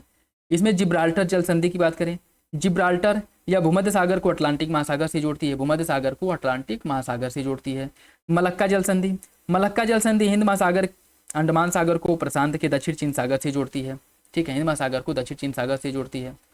हरमुज जल संधि की बात करें, हरमुज जल संधि जो है यह जो है फारस की खाड़ी को ओमान की खाड़ी से जोड़ती है, फारस की खाड़ी को अरब सागर कहिए, ओमान की खाड़ी कहिए, ठीक है, इससे जोड़ती है। हरमुज डोवर इंग्लिश चैनल को उत्तरी सागर से जोड़ती है। तो इसका जो सही आंसर है वो हो जाएगा आपका 1, 2, 4, 3 ऑप्शन सी, 1, 2, 4, 3। निम्नलिखित में से कौन सा वलित उदाहरण नहीं, वलित पर्वत का उदाहरण नहीं, आल्पस, रॉकी, एंडीज या फिर सियरा नेवादा। इसका जो सही आंसर है वो हो जाएगा option D, Alps, Rocky, Andes ये सभी जो है वलित पर्वत है, लेकिन जो सियरा नेवादा है यह वलित पर्वत नहीं है। सियरा नेवादा की अगर हम बात करें तो यह जो है एक ब्लॉक पर्वत है। ठीक है, सियरा नेवादा एक ब्लॉक पर्वत है। सही आंसर इसका हो जाएगा ऑप्शन डी, ऑप्शन डी।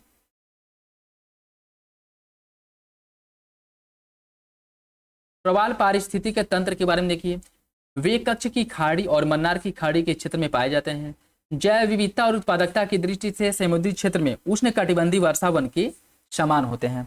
कौन सा विकल्प इसका सही है, इसका सही आंसर सी हो जाएगा, दोनों विकल्प सही है। प्रवाल जो पाए जाते हैं उसके बारे में दोनों कथन सही है। कौन सा इसमें से गलत है, कूनो राष्ट्रीय उद्यान है मध्य प्रदेश में, राजाजी राष्ट्रीय उद्यान है उत्तराखंड में, सिमलीपाल है उड़ीसा में और माधव राष्ट्रीय उद्यान है छत्तीसगढ़ में। कौन सा विकल्प गलत है, इसका सही आंसर डी हो जाएगा, क्योंकि माधव राष्ट्रीय उद्यान छत्तीसगढ़ नहीं बल्कि मध्य प्रदेश में है।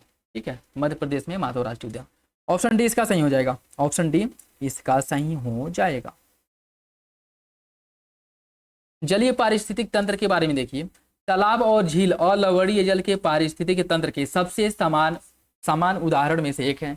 उथले समुद्र और खुले महासागर, उथले समुद्र और खुले महासागर खारे जल के पारिस्थितिक तंत्रों के उदाहरण है। कौन सा विकल्प इसका सही है, इसका सही आंसर हो जाएगा ऑप्शन ए, पहला सही है दूसरा गलत है। दूसरा गलत क्यों है, देखिए समुद्री पारिस्थितिक तंत्र में उथले समुद्र तथा खुले महासागर शामिल होते हैं, जिसमें लवणता की मात्रा समुद्री जल के समान तथा लगभग 33 पीपीटी पाई जाती है, उससे अधिक 35 पीपीटी या उससे अधिक होती है। ठीक है, तो इसमें क्या कह रहा है कि उथले समुद्र खुले सागर खारे जल के पारिस्थितिक तंत्र के उदाहरण गलत है। उथले सागर, सागर उथला कब होगा, जब बाहर से जल का स्रोत इसमें आता रहेगा।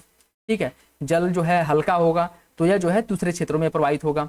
ठीक है, और उसके साथ साथ जो अगर खुला सागर है तो इसमें अन्य जो है नदियां वगैरह आती रहती हैं।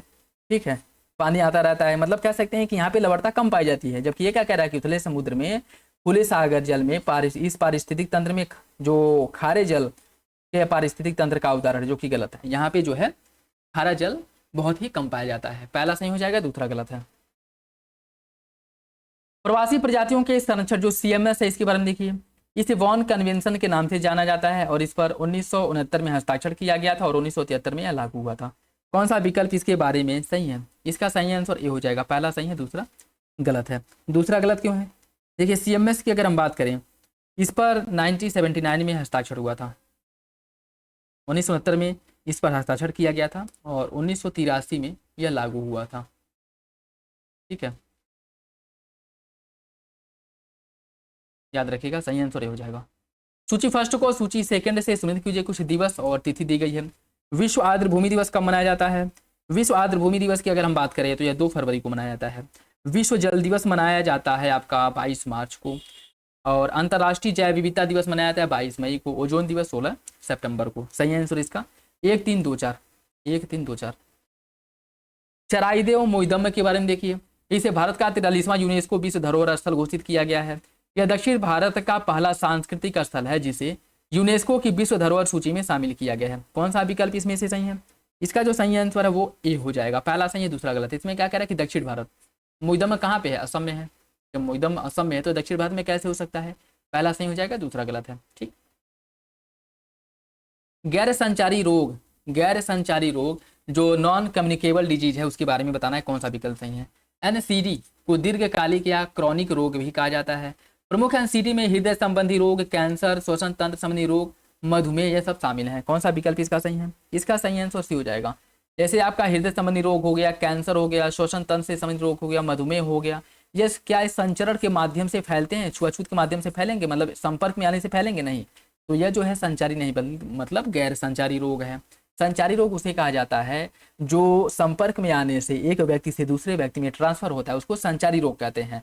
और गैर संचारी रोग उसे कहा जाता है जो दो व्यक्तियों के अर्थात मरीज के संपर्क में आने से वह रोग जो है अन्य व्यक्तियों में नहीं फैलता है, उसे गैर संचारी या फिर नॉन कम्युनिकेबल डिजीज कहा जाता है। और इसके बारे में दोनों विकल्प सही हो जाएगा। वॉशिंग सोडा का सूत्र क्या है? वॉशिंग सोडा का सूत्र क्या है? इसका सूत्र होता है Na2CO3 × 10H2। Option A, Na2CO3 × 10H2 इसका सूत्र होता है। ऑप्शन ए हो जाएगा। ऑप्शन ए इसका सही है। पंख किसका उदाहरण है? पंख किसका उदाहरण है ये आपको बताना है। फोम, शोल, एरोसोल या फिर इमल्शन। इसका जो सही आंसर है सी हो जाएगा। पंख जो है शोल का उदाहरण है। ठीक, ऑप्शन सी। AED का फुल फॉर्म क्या होता है? AED का फुल फॉर्म क्या है? इसका फुल फॉर्म होता है automated external defibrillator. Automated external defibrillator, option C, ये इसका फुल फॉर्म है। निम्नलिखित में से किस विटामिन की कमी से ऑस्टियोपोरोसिस हो जाता है? इसका सही आंसर क्या है? इसका जो सही आंसर है वो हो जाएगा आपका ऑप्शन, विटामिन डी की कमी से होता है ऑस्टियोपोरोसिस, अर्थात हड्डियां कमजोर होने लगती है। ऑप्शन सी इसका सही हो जाएगा। पादपों में फ्लोएम किसके परिवहन के लिए उत्तरदायी होता है? पादप में फ्लोएम किसके परिवहन के लिए उत्तरदायी होता है? देखिए इसका सही आंसर हो जाएगा ऑप्शन डी, अर्थात आहार। फ्लोएम, इसमें एफ है और एफ से क्या होता है आपका फूड अर्थात फल। ठीक, तो एफ मतलब फ्लोएम है तो फल का अर्थात फूड का परिवहन करेगा। और जो जाइलम है, जाइलम स्टार्टिंग में ही ज है, ये जल का परिवहन करेगा। ठीक है, तो याद रखिएगा, ऐसे अगर कंफ्यूजन हो तो ऐसे याद रख कर लें। ऑप्शन डी इसका सही हो जाएगा। निम्नलिखित में से किसे समानता लाफिंग गैस के नाम से जाना जाता है? लाफिंग गैस किसे कहते हैं? लाफिंग गैस कहा जाता है आपके नाइट्रस ऑक्साइड को लाफिंग गैस कहा जाता है। Option B, option B. ठीक है, और इसका रासायनिक सूत्र होता है N2O, ये भी याद रखिएगा। फलीदार फसलों में जैव उर्वरक के रूप में सबसे अधिक किस सूक्ष्मजीव का उपयोग किया जाता है? राइजोबियम, लैक्टोबैसिलस, पेनिसिलियम या फिर इकोलाई। इसका सही आंसर क्या है? इसका सही आंसर ऑप्शन सी, पेनिसिलियम की। ठीक है, एक सेकेंड, पेनिसिलियम कहाँ से आएगा यार इसमें? इसका जो सही आंसर है वो आपका ए है, राइजोबियम का उपयोग किया जाता है। ठीक, फलीदार फसलों में जैव उर्वरक के रूप में जो सबसे अधिक सूक्ष्मजीव उपयोग किया जाता है जिसका वो अब है राइजोबियम।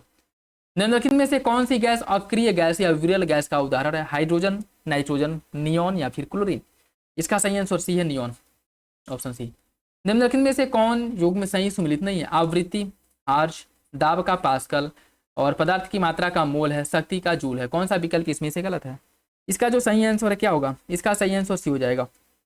ठीक है, इसका सही आंसर जो है सी हो जाएगा। सी गलत है। क्यों? वाट जो है यह शक्ति का मात्रक होता है, शक्ति का मात्रक वाट होता है, वाट लग जाती है। ठीक है, ऑप्शन डी। कीटभक्षी पौधों के बारे में देखिए, लगभग सभी कीटभक्षी पौधों को कम आर्द्रता की आवश्यकता होती है। उद्यानिकी मृदा कीटभक्षी पौधे के लिए उपयुक्त नहीं है। कौन सा विकल्प इसमें से सही है? कौन सा विकल्प सही है ये बताना है। इसका जो सही आंसर है वो हो जाएगा ऑप्शन डी, दूसरा सही है। उद्यानिकी मृदा कीटभक्षी पौधों के लिए उपयुक्त नहीं है, बात बिल्कुल ठीक है, ये आपका सही है, जबकि पहला गलत है। लगभग सभी कीटभक्षी पौधों को कम आर्द्रता की आवश्यकता होती है, जहाँ पे सभी और या फिर ऐसे शब्द आते हैं उनको मान कर चलिए सभी हो गए हैं या फिर केवल हो गया। ठीक है, ये जो है निगेटिव शब्द होते हैं और ज़्यादातर उनके गलत होने के चांसेज रहते हैं। सही आंसर डी हो जाएगा। निम्नलिखित में से किस ग्रंथि को मास्टर ग्रंथि कहा जाता है? मास्टर ग्रंथि कहा जाता है पिट्यूटरी ग्लैंड को। ऑप्शन डी हो जाएगा। निम्नलिखित में से कौन सा युग में सही सुमिलित नहीं है? मटर का वैज्ञानिक नाम है पाइसम सटाइवम, मूंग का फेजोलस ऑरियस, सोयाबीन का साइसर इरिटिनम और अरहर का कजानस कजान। कौन सा विकल्प इसमें से सही सुमिलित नहीं है? इसका जो सही आंसर है क्या होगा? इसका सही आंसर हो जाएगा ऑप्शन सी, बाकी तीनों विकल्प सही हैं। ठीक है, सोयाबीन का ग्लाइसिन मैक्स होता है, सोयाबीन का होता है ग्लाइसिन मैक्स, मटर का पाइसम सटाइवम, अरहर दाल का कजानस कजान, हरा चना मूंग का होता है फेजोलस ऑरियस, सोयाबीन का ग्लाइसिन मैक्स, मसूर दाल का लेस कॉलिनारिस, मूंगफली का होता है ऑर्चिस हाइपोगेया, और चना का साइसर इरिटिनम। ठीक है, सही आंसर इसका सी। हाथों की भुजाओं की धमनियों में रक्तचाप मापने के लिए समानता किस यंत्र का उपयोग किया जाता है? इसके लिए किस यंत्र का उपयोग किया जाता है? इसके लिए जिस यंत्र का उपयोग होता है वो आपका स्फेग्नोमैनोमीटर है।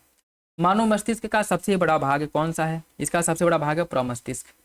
मानव मस्तिष्क का सबसे बड़ा भाग प्रमस्तिष्क होता है। राज्यसभा के 1/3 सदस्य कितने वर्ष के बाद सेवानिवृत्त होते हैं?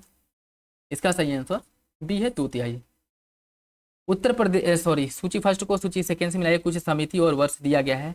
इन समितियों की स्थापना कब की गई थी उसे सम्मिलित करना है। सरकारी आयोग का स्थापना कब हुआ था? इसका गठन किया गया था 1883 में। थुंगन समिति का गठन कब किया गया था? पीके थुंगन समिति का जो गठन है यह हुआ था 1988 में। एलएम सिंधवी समिति का गठन किया गया था 1986 में, और हनुमंत राव समिति का गठन 1984 में किया गया था। इसका जो सही आंसर है वो आपका 4 2 3 1 ऑप्शन डी। Option D. भारतीय संसद की प्राक्कलन समिति के संदर्भ में देखिए, प्राक्कलन समिति के संदर्भ में लोकसभा द्वारा प्रतिवर्ष इसके सदस्यों में से 15 सदस्यों का चयन किया जाता है। इसका कार्यकाल 6 महीने का होता है। कौन सा विकल्प गलत है? कौन सा विकल्प इसमें सही है यह बताना है, और इसका जो सही आंसर वो आपका डी हो जाएगा। दोनों विकल्प गलत है। क्यों? ये आप लोगों को पता ही है कि प्राक्कलन समिति के सभी सदस्य लोकसभा से लिए जाते हैं, तो इसमें से 15 सदस्य वाला कोई सवाल ही पैदा नहीं होता। ठीक है, सभी सदस्यों को अर्थात 30 सदस्य होते हैं और 30 सदस्यों को लोकसभा से लिया जाता है। और इसका कार्यकाल ये भी पता है कि 1 वर्ष के लिए होता है, तो 6 महीने कहाँ से आ गया? दोनों विकल्प गलत हो जाएगा। ठीक, ऑप्शन डी। किस संविधान संशोधन अधिनियम के माध्यम से भारतीय संविधान में एक नया भाग 9 शामिल किया गया था? कौन सा विकल्प इसका सही हो जाएगा? देखिए, इसका जो सही आंसर है वो हो जाएगा आपका ऑप्शन सी, 73वां संविधान संशोधन 1992 द्वारा। भारत में राष्ट्रीय दल के रूप में मान्यता प्राप्त करने की शर्तों के संदर्भ में निम्नलिखित में से कौन सा विकल्प सही है? यदि कोई दल कम से कम 3 राज्यों में 2% लोकसभा सीट पर जीत हासिल करती है तो उसे राष्ट्रीय दल का दर्जा दिया जाएगा। यदि किसी दल को 4 राज्यों में राज्य स्तरीय दल के रूप में मान्यता प्राप्त है तब उसे राष्ट्रीय पार्टी का या राष्ट्रीय दल का दर्जा दिया जा सकता है। कौन सा विकल्प इसके बारे में सही है? इसका सही आंसर सी हो जाएगा। दोनों विकल्प सही है, या तो लोकसभा की 2% सीटें उसे प्राप्त हो या 4 राज्यों में राज्य स्तरीय दल का दर्जा प्राप्त हो, तब उसे जो है राष्ट्रीय पार्टी का या राष्ट्रीय दल का दर्जा दिया जा सकता है। Option C. भारत के सर्वोच्च न्यायालय के न्यायाधीशों के बारे में देखिए। सर्वोच्च न्यायालय का न्यायाधीश 65 वर्ष की आयु तक अपने पद पर बना रहता है। सर्वोच्च न्यायालय का न्यायाधीश नियुक्त होने के लिए संबंधित व्यक्ति के पास उच्च न्यायालय में अधिवक्ता के रूप में न्यूनतम 5 वर्ष का अनुभव होना चाहिए। कौन सा विकल्प इसमें से कौन सा विकल्प सही है? इसका जो सही आंसर है वो हो जाएगा ऑप्शन बी। पहला सही है, दूसरा गलत हो जाएगा। सर्वोच्च न्यायालय का न्यायाधीश 65 वर्ष की आयु तक अपने पद पर बना रहता है, ये बात तो बिल्कुल ठीक है। ठीक है, 65, और इसका उल्लेख जो है अनुच्छेद 124 सब क्लॉज 2 में किया गया है। लेकिन जो आपका दूसरा है वो गलत है। किसी उच्च न्यायालय का या फिर ऐसे 2 या 2 से अधिक न्यायालयों का लगभग लगातार कम से कम 10 वर्ष तक अधिवक्ता रहा हो तब जो है इसका पात्र होगा। 5 वर्ष नहीं है, 10 वर्ष है। ठीक है, तो पहला सही है, दूसरा गलत। राज्य विधानमंडल किसी पंचायत को निम्नलिखित में से क्या उद्गृहित, संग्रहित और विनियोजित करने के लिए प्राधिकृत कर सकती है? कर, टोल, शुल्क या फिर फीस? इसका सही आंसर क्या होगा? इसका जो सही आंसर है ए हो जाएगा, चारों। ठीक है, मतलब जो पंचायतें हैं, पंचायतों को कर लगाने की छूट दे सकती है विधानमंडल, टोल वसूलने की, शुल्क लगाने की और फीस वसूल करने की। ठीक है, तो ए इसका सही हो जाएगा, ऑप्शन ए।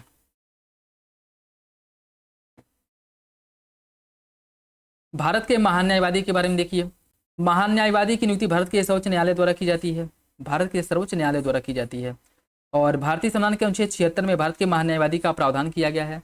वो सर्वोच्च न्यायालय में भारत सरकार से संबंधित सभी मामलों में उपस्थित होता है। कौन सा विकल्प इसके बारे में सही है? इसका जो सही आंसर क्या होगा? इसका सही आंसर भी हो जाएगा।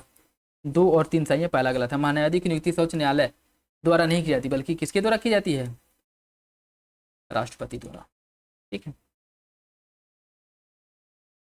सूची फर्स्ट को सूची सेकंड से सम्मिलित कीजिए। कुछ अनुच्छेद और उसमें क्या प्रावधान किया गया है उससे आपको सम्मिलित करना है, इसमें अगर हम बात करें अनुच्छेद 243 अनुच्छेद 243 में पंचायतों के गठन की बात की गई है।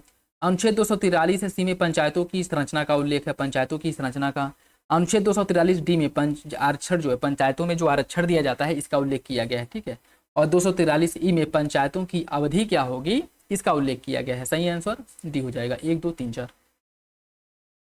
भारत के उपराष्ट्रपति के बारे में देखिए, उपराष्ट्रपति राज्यसभा का पदेन सभापति होता है। उपराष्ट्रपति अधिकतम 90 दिनों की अवधि के लिए राष्ट्रपति के रूप में कार्य कर सकता है, जिसके दौरान एक नए राष्ट्रपति का चुनाव किया जाना होता है। कौन सा विकल्प सही है, इसके बताना है कौन सा विकल्प इसके बारे में सही है। देखिए इसका जो सही आंसर है वो हो जाएगा आपका ऑप्शन है पहला सही है, लेकिन दूसरा गलत है। उपराष्ट्रपति अधिकतम 90 दिन नहीं, अधिकतम कितने दिनों तक कार्य कर सकता है। उपराष्ट्रपति अधिकतम जो है पद रिक्त होने के संदर्भ में अगर हम बात करें तो यह जो है 6 महीने तक अपने पद पर बना रह सकता है, न कि 90 दिनों तक। तो पहला सही है, दूसरा गलत है। निम्नलिखित में से किसने भारत के उपराष्ट्रपति का पद धारण किया था।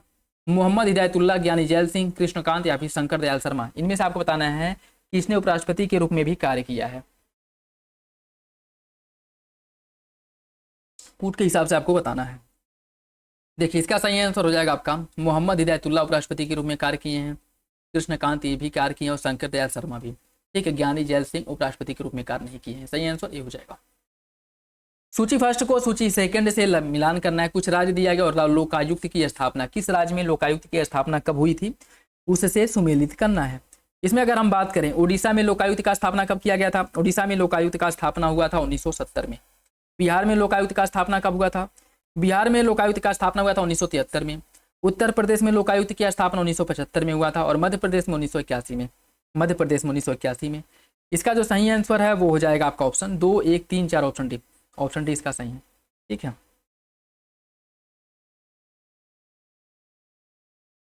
नेक्स्ट देखिए। और हाँ, इसमें ये पूछ सकता है कि सबसे लास्ट में लोकायुक्त का स्थापना कहाँ पे किया गया था, तो वो भी याद रखिएगा झारखंड में। कब किया गया था, 2001 में। ठीक है, सूची फर्स्ट को सूची सेकंड से समित कीजिए। अनुच्छेद और प्रावधान दिए गए। अनुच्छेद 225, अनुच्छेद 225 में किसका उल्लेख किया गया है।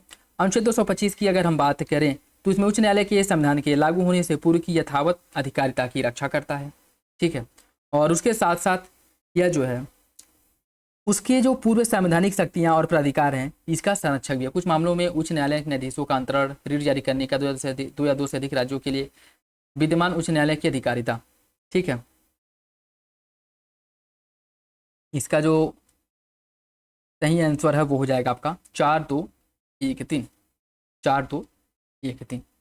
ठीक है, 4, 2, 1, 3। ठीक, अनुच्छेद 225 जो है इसमें विद्यमान उच्च न्यायालयों की अधिकारिता का उल्लेख किया गया है। 226 में रीट जारी करने का अधिकार, जैसे कि अब लोगों को पता है हाई कोर्ट अनुच्छेद 226 के अंतर्गत रीट जारी करता है और सुप्रीम कोर्ट जो है अनुच्छेद 32 के अंतर्गत रीट जारी करता है। 228 में कुछ मामलों में उच्च न्यायालय के जो अंतरण की बात की गई है कि किसी मामले में उच्च न्यायालय से सीधे सुप्रीम कोर्ट में हस्तांतरण किया जा सकता है। और 231 2 या 2 से अधिक राज्यों के लिए एक उच्च न्यायालय हो सकता है, इसका उल्लेख अनुच्छेद 231 में किया गया। ठीक, 2 या 2 से अधिक राज्यों के लिए एक उच्च न्यायालय हो सकता है, उल्लेख अनुच्छेद 231 में।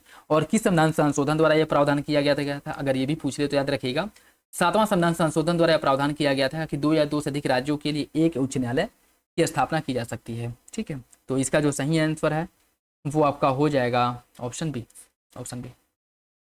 राष्ट्रपति की अध्यादेश जारी करने की शक्ति के बारे में देखिए। संविधान के अनुच्छेद 213 के अंतर्गत राष्ट्रपति को अध्यादेश जारी करने की शक्ति दी गई है। कोई भी अध्यादेश संसद के दोनों सदनों के विश्रांति काल के पश्चात पुनः समवेत की तिथि से 6 सप्ताह की अवधि में उनके समक्ष रखा जाना चाहिए। कौन सा विकल्प इसमें से सही है। इसका जो सही आंसर है वो आपका बी हो जाएगा, दूसरा सही, पहला गलत है। पहला गलत क्यों है, क्योंकि इसका उल्लेख 213 नहीं बल्कि इसमें किया गया है अनुच्छेद 123 में किया गया है। अनुच्छेद 123 में किया गया है। और जैसे मान लीजिए अध्यादेश जारी कर दिया गया, अगर दोनों जो लोकसभा दोनों सभा जो है सदन में नहीं है या फिर कोई एक सभा सदन में नहीं है, तब अध्यादेश जारी किया जा सकता है। और जब सदन प्रारंभ होगा उसके 6 सप्ताह के भीतर यह जो अध्यादेश जारी किया गया है इसे दोनों सभाओं के द्वारा समर्थन मिलना जरूरी है, नहीं तो यह समाप्त हो जाता है। ठीक, दूसरा सही, पहला गलत। भारतीय संविधान के निम्नलिखित में से किस भाग का उद्देश्य भारत में कल्याणकारी राज्य की स्थापना करना है। इसका सही आंसर क्या है। इसका जो सही आंसर हो जाएगा भाग 4, अर्थात जो आपका डीपीएसपी है। डीपीएसपी नीति निर्देशक तत्व, इसमें कल्याणकारी राज्य की स्थापना करने की बात की गई है। भारत में केंद्रीय मंत्रिपरिषद के बारे में देखिए। यह संघ सरकार की कार्यपालिका संरचना का सर्वोच्च निर्णय निकाय होता है। यह सामूहिक रूप से लोकसभा के प्रति उत्तरदायी होता है। कौन सा विकल्प सही है। इसका सही आंसर हो जाएगा आपका ऑप्शन सी, दोनों विकल्प सही हैं, दोनों विकल्प सही हैं। नेक्स्ट देखिए, इसमें कुछ अनुच्छेद और प्रावधान दिया गया, किसमें किसका उल्लेख किया गया है, उससे आपको सुमेलित करना है, ठीक है, उससे सुमेलित करना है। बात करें अगर 48 से, 48 में राज्य पर्यावरण के संरक्षण, पर्यावरण का संरक्षण, संवर्धन वगैरह की बात जो है इसमें की गई है, ठीक है। अनुच्छेद 49 में कलात्मक एवं ऐतिहासिक महत्व के जो स्मारक है उनके संरक्षण की बात की गई है, राष्ट्रीय महत्व के स्मारक और जो संस्थान है इसके संरक्षण की बात की गई है। अनुच्छेद 50 इसमें कार्यपालिका और न्यायपालिका के पृथक्करण की बात की गई है, और अंतर्राष्ट्रीय शांति सुरक्षा को बढ़ावा देना राज्य का कर्तव्य होगा, ठीक है, ये अनुच्छेद 51 में है। इसका जो सही आंसर है क्या हो जाएगा, इसका सही आंसर हो जाएगा आपका 3, 2, 1, 4 ऑप्शन बी, ऑप्शन बी। निम्नलिखित में से कौन बंदी प्रत्यक्षीकरण रीट के बारे में सही नहीं है, जब निम्नलिखित में से किन मामलों में बंदी प्रत्यक्षीकरण रीट जारी नहीं होता है, जब निरोध विधि पूर्ण हो, जब कार्रवाई विधानमंडल या न्यायपालिका की अवमानना के लिए हो, जब निरोध किसी सक्षम न्यायालय द्वारा हो, या फिर जब निरोध न्यायालय की अधिकारिता के अंतर्गत न हो। कौन सा विकल्प सही है, इसका सही आंसर क्या होगा, इसका जो सही आंसर है वो हो जाएगा ऑप्शन सी, इन चारों मामलों में, ठीक है, ऑप्शन सी हो जाएगा।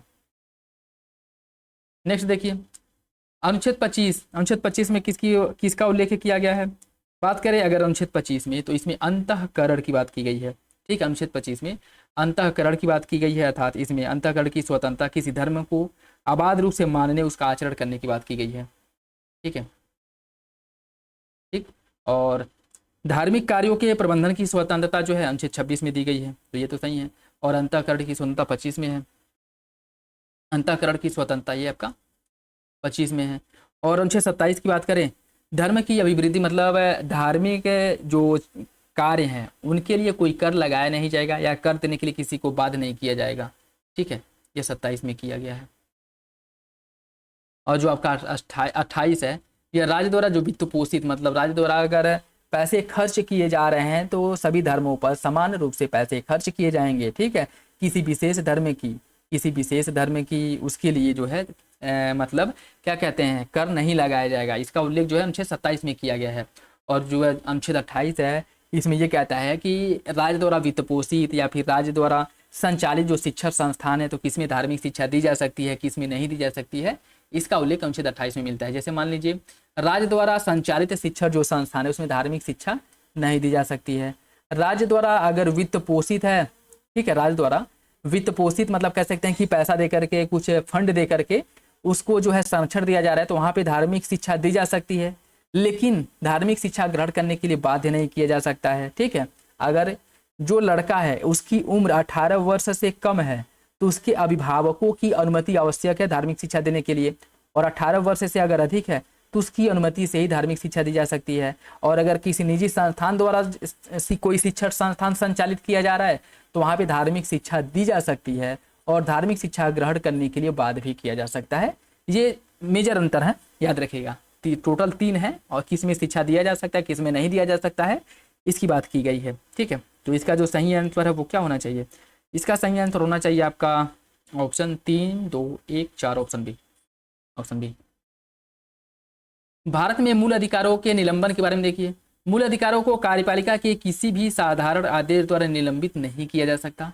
अनुच्छेद 19 को केवल बाह्य आक्रमण या युद्ध के आधार पर ही निलंबित किया जा सकता है। कौन सा विकल्प सही है, इसका जो सही आंसर क्या होगा, देखिए इसका जो सही आंसर है डी हो जाएगा, दोनों विकल्प सही है, दोनों विकल्प। जैसे अनुच्छेद 19 के अंतर्गत जो मूल अधिकार होते हैं वो निलंबित हो जाते हैं, ठीक है, अनुच्छेद 19 के अंतर्गत निलंबित हो जाते हैं स्वतः ही, जैसे ही आपातकाल लागू होता है। लेकिन इसके अंतर्गत भी अगर जो आपातकाल लागू हुआ है वह बाह्य आक्रमण और युद्ध के आधार पर हुआ है, तभी मौलिक अधिकार 19 जो है अनुच्छेद 19 है यह निलंबित होगा।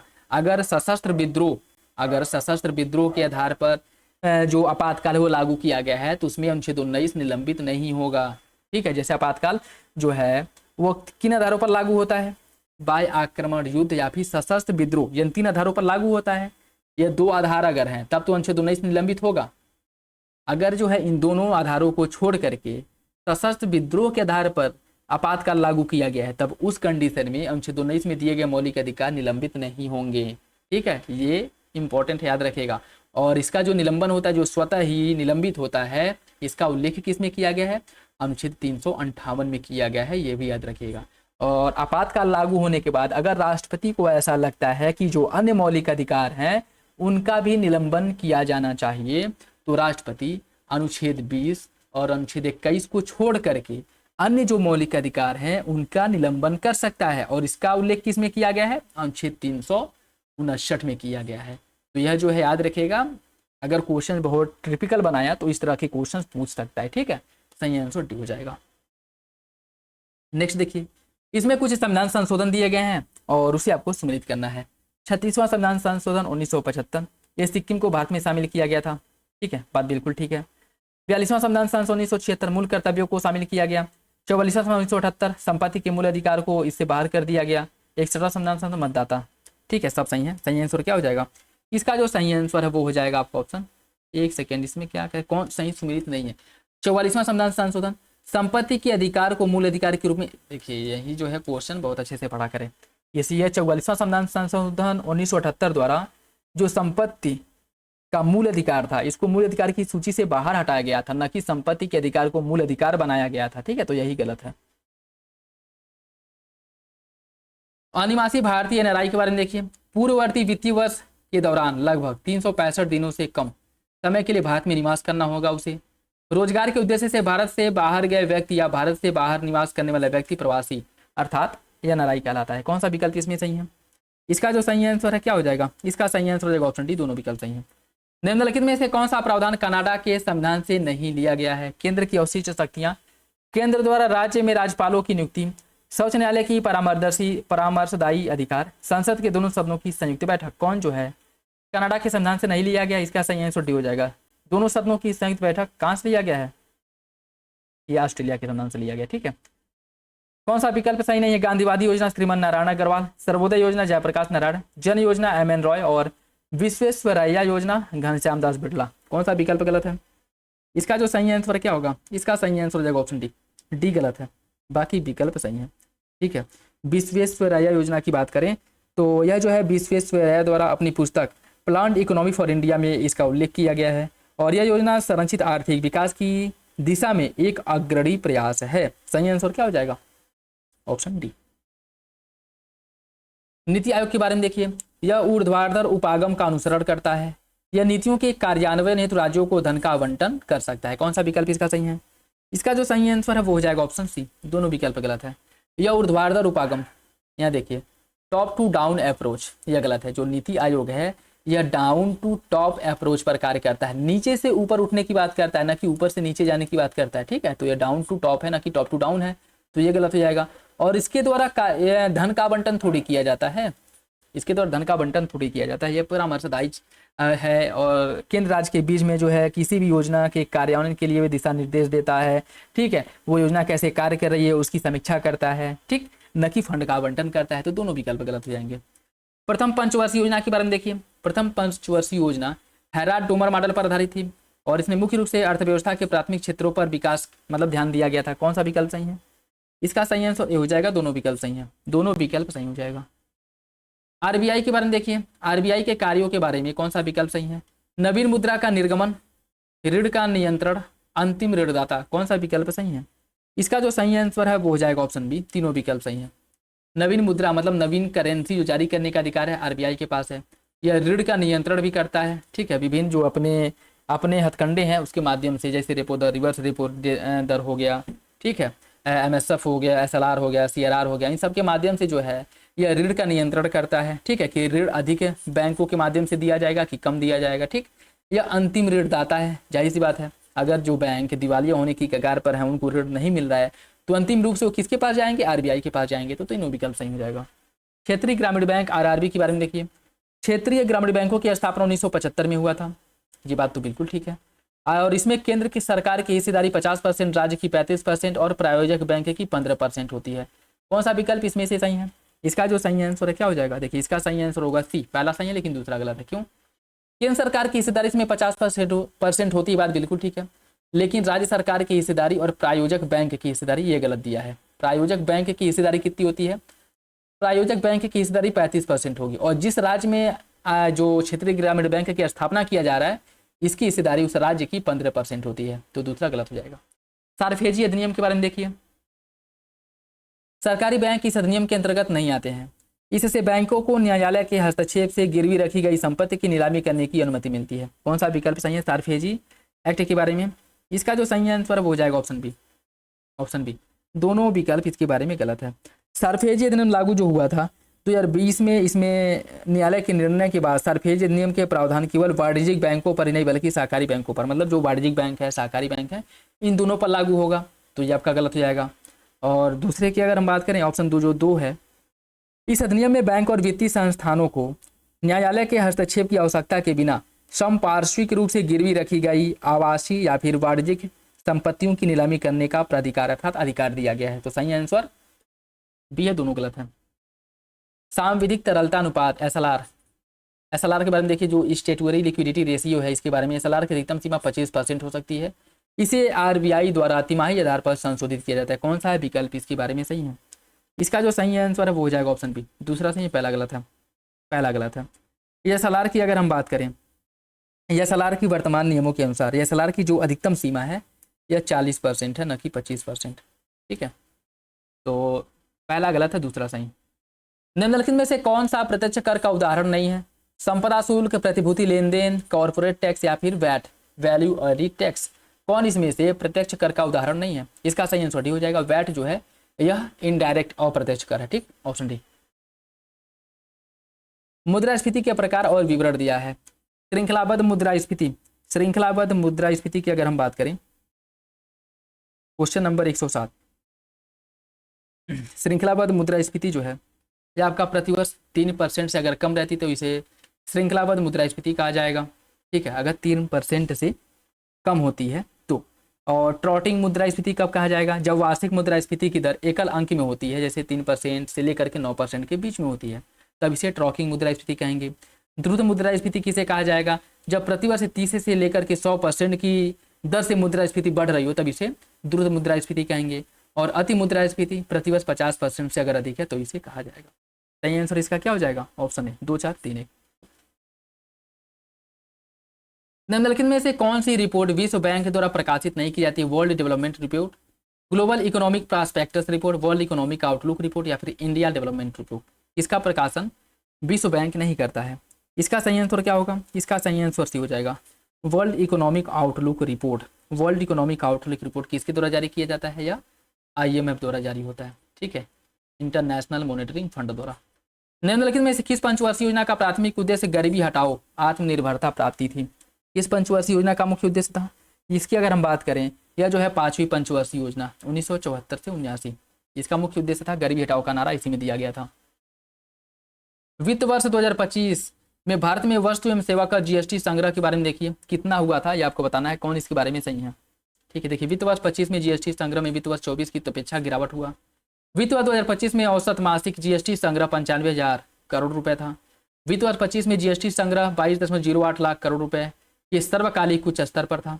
वित्त वर्ष 2025 में GST संग्रह स्थिर रहा और इसमें कोई वार्षिक वृद्धि नहीं हुई। कौन सा विकल्प इसके बारे में सही है? इसका जो सही आंसर है वो हो जाएगा ऑप्शन सी। ऑप्शन सी, चल निधि समायोजन सुविधा LF लिक्विडिटी एडजस्टमेंट फैसिलिटी के बारे में देखिए, यह मासिक आधार पर संचालित किया जाता है। इसका बहुत कम उपयोग किया जाता है। कौन सा विकल्प इसके बारे में सही है? इसका जो सही आंसर है वो हो जाएगा ऑप्शन बी। दोनों विकल्प गलत है।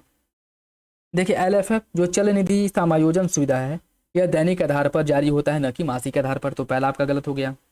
ठीक है, और यह एक बहुधा उपयोग किया जाने वाला है। यह बहुधा उपयोग किया जाने वाला लिखित जो है क्या होता है? प्रावधान होता है। बहुत कम नहीं, मतलब बहुत अधिक मात्रा में इसका उपयोग होता है, तो दोनों गलत हो जाएगा। नेक्स्ट देखिए, कुछ अंतरिक्ष मिशन है और इसका उद्देश्य क्या है आपको बताना है।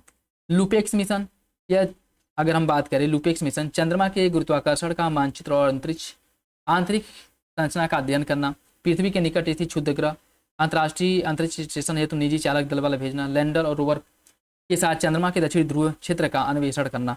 लुपेक्स मिशन की अगर हम बात करें तो यह जो चंद्रयान 5 इसरो और जाक्सा अर्थात इसरो और जापान के जाक्सा के बीच किया गया एक संयुक्त उपक्रम है जिसे लुपेक्स के नाम से जाना जाता है। इसका मुख्य उद्देश्य क्या है? एक लैंडर और एक रोवर द्वारा उपयोग करके चंद्रमा के दक्षिण ध्रुव के क्षेत्र का अन्वेषण करना। ठीक है, जो भेजा जाएगा कब? 2028 में भेजा जाएगा। ठीक है, दक्षिण ध्रुव का अन्वेषण करना, तो इसका हो जाएगा 4। तियानवेन 2 यह चीन का मिशन है। जिसका लक्ष्य था कि पृथ्वी के निकट स्थित क्षुद्र ग्रह कामोवालेवा का सर्वेक्षण करना।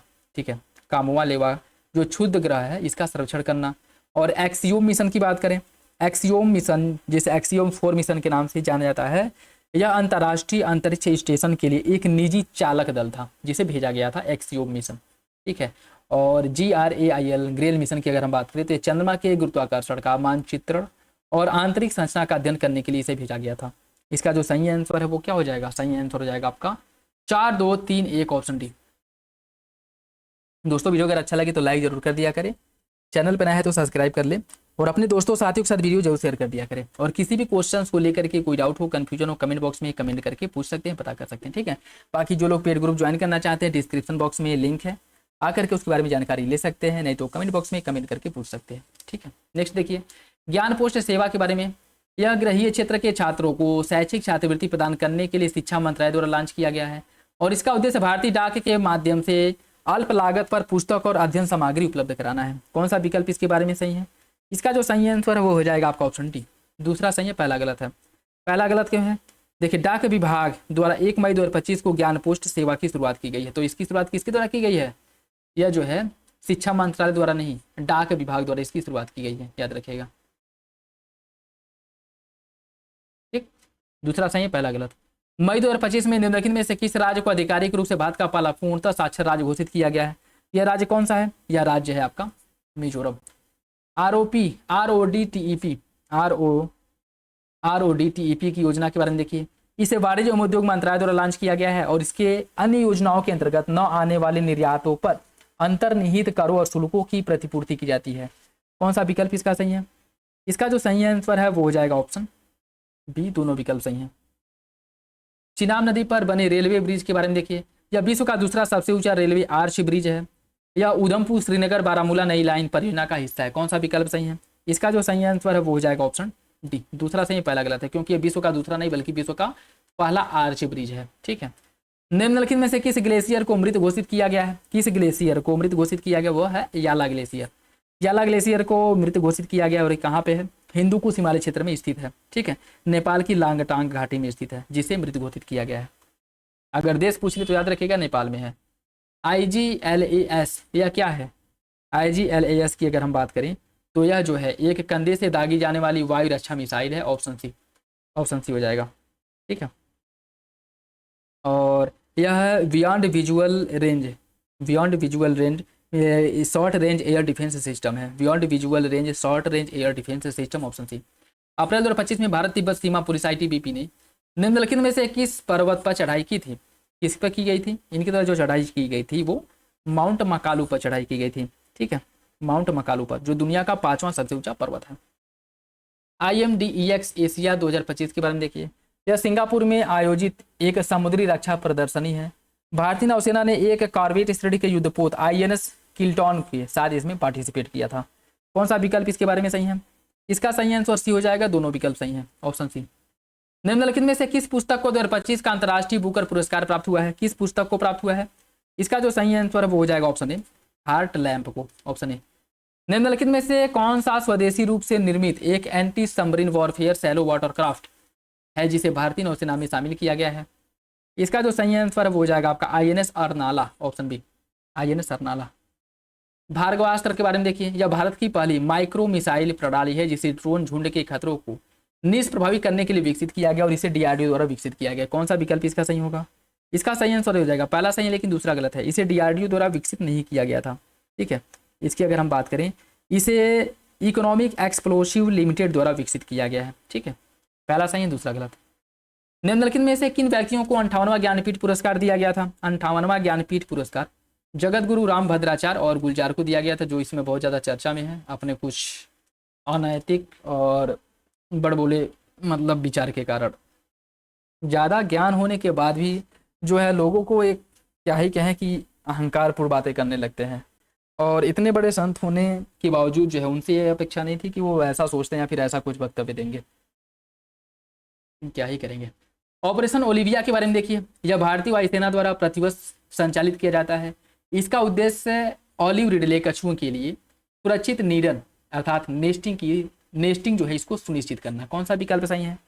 इसका जो सही आंसर है वो हो जाएगा आपका ऑप्शन बी। दूसरा सही है, पहला गलत है। दूसरा सही है, पहला गलत है। क्योंकि ऑपरेशन ओलिविया एक समुद्री संरक्षण पहल है जिसे भारतीय तटरक्षक बल द्वारा, जो इंडियन कोस्ट गार्ड है, इनके द्वारा चलाया गया था। Option B. 2025 का वर्ल्ड फूड प्राइज किसे दिया गया था? यह जो प्राइज है यह दिया गया था आपको मारियांगेला हंगरिया, इनको जो है प्रदान किया गया था। और यह कहाँ की है? यह ब्राजील की हैं। ठीक है, ब्राजील की याद रखिएगा। निम्नलिखित में से किन आर्द्र भूमियों को हाल ही में रामसर स्थल घोषित किया गया है, जिसके बाद में कुल रामसर स्थलों की संख्या 91 हो गई है? कौन है? इसका जो सही आंसर हो जाएगा आपका खींचन और मीनार। और अभी वर्तमान में बताइए कितने रामसर स्थल हैं? इसका सही आंसर सी है, 91 है कि 93 है, ये कमेंट बॉक्स में बताइएगा। निम्नलिखित में से कौन सी company non banking finance company NBFC licence प्राप्त करने वाली पहली भारतीय कंपनी अर्थात ई कॉमर्स कंपनी बन गई है? यह कौन सी कंपनी है? ये कंपनी है आपकी फ्लिपकार्ट। निम्नलिखित में से किस देश को 2025 से 28 की अवधि के लिए अंतर्राष्ट्रीय प्रशासनिक विज्ञान संस्थान का अध्यक्ष चुना गया है? किस देश को चुना गया है? इसका सही आंसर हो जाएगा सी, भारत को। इफ्को के पहले विदेशी नैनो उर्वरक संयंत्र के बारे में देखिए। यह पूरी तीवा ब्राजील में स्थापित किया जा रहा है और इस संयंत्र की वार्षिक उत्पादन क्षमता 4.5 मिलियन लीटर होगी। कौन सा विकल्प इसके बारे में सही है? इसका सही आंसर हो जाएगा ऑप्शन सी, दोनों विकल्प सही हैं। दोनों विकल्प सही है, ऑप्शन सी। सूची फर्स्ट को सूची सेकंड से सम्मिलित कीजिए। कुछ दिवस दिए गए हैं और दिन दिया गया, इसको आपको सम्मिलित करना है। ठीक, अगर बात करें विश्व दुग्ध दिवस की, विश्व दुग्ध दिवस कब मनाया जाता है? विश्व दुग्ध दिवस जो है ये मनाया जाता है 1 जून को। 1 जून को मनाया जाता है विश्व दुग्ध दिवस। विश्व रक्तदाता दिवस कब मनाया जाता है?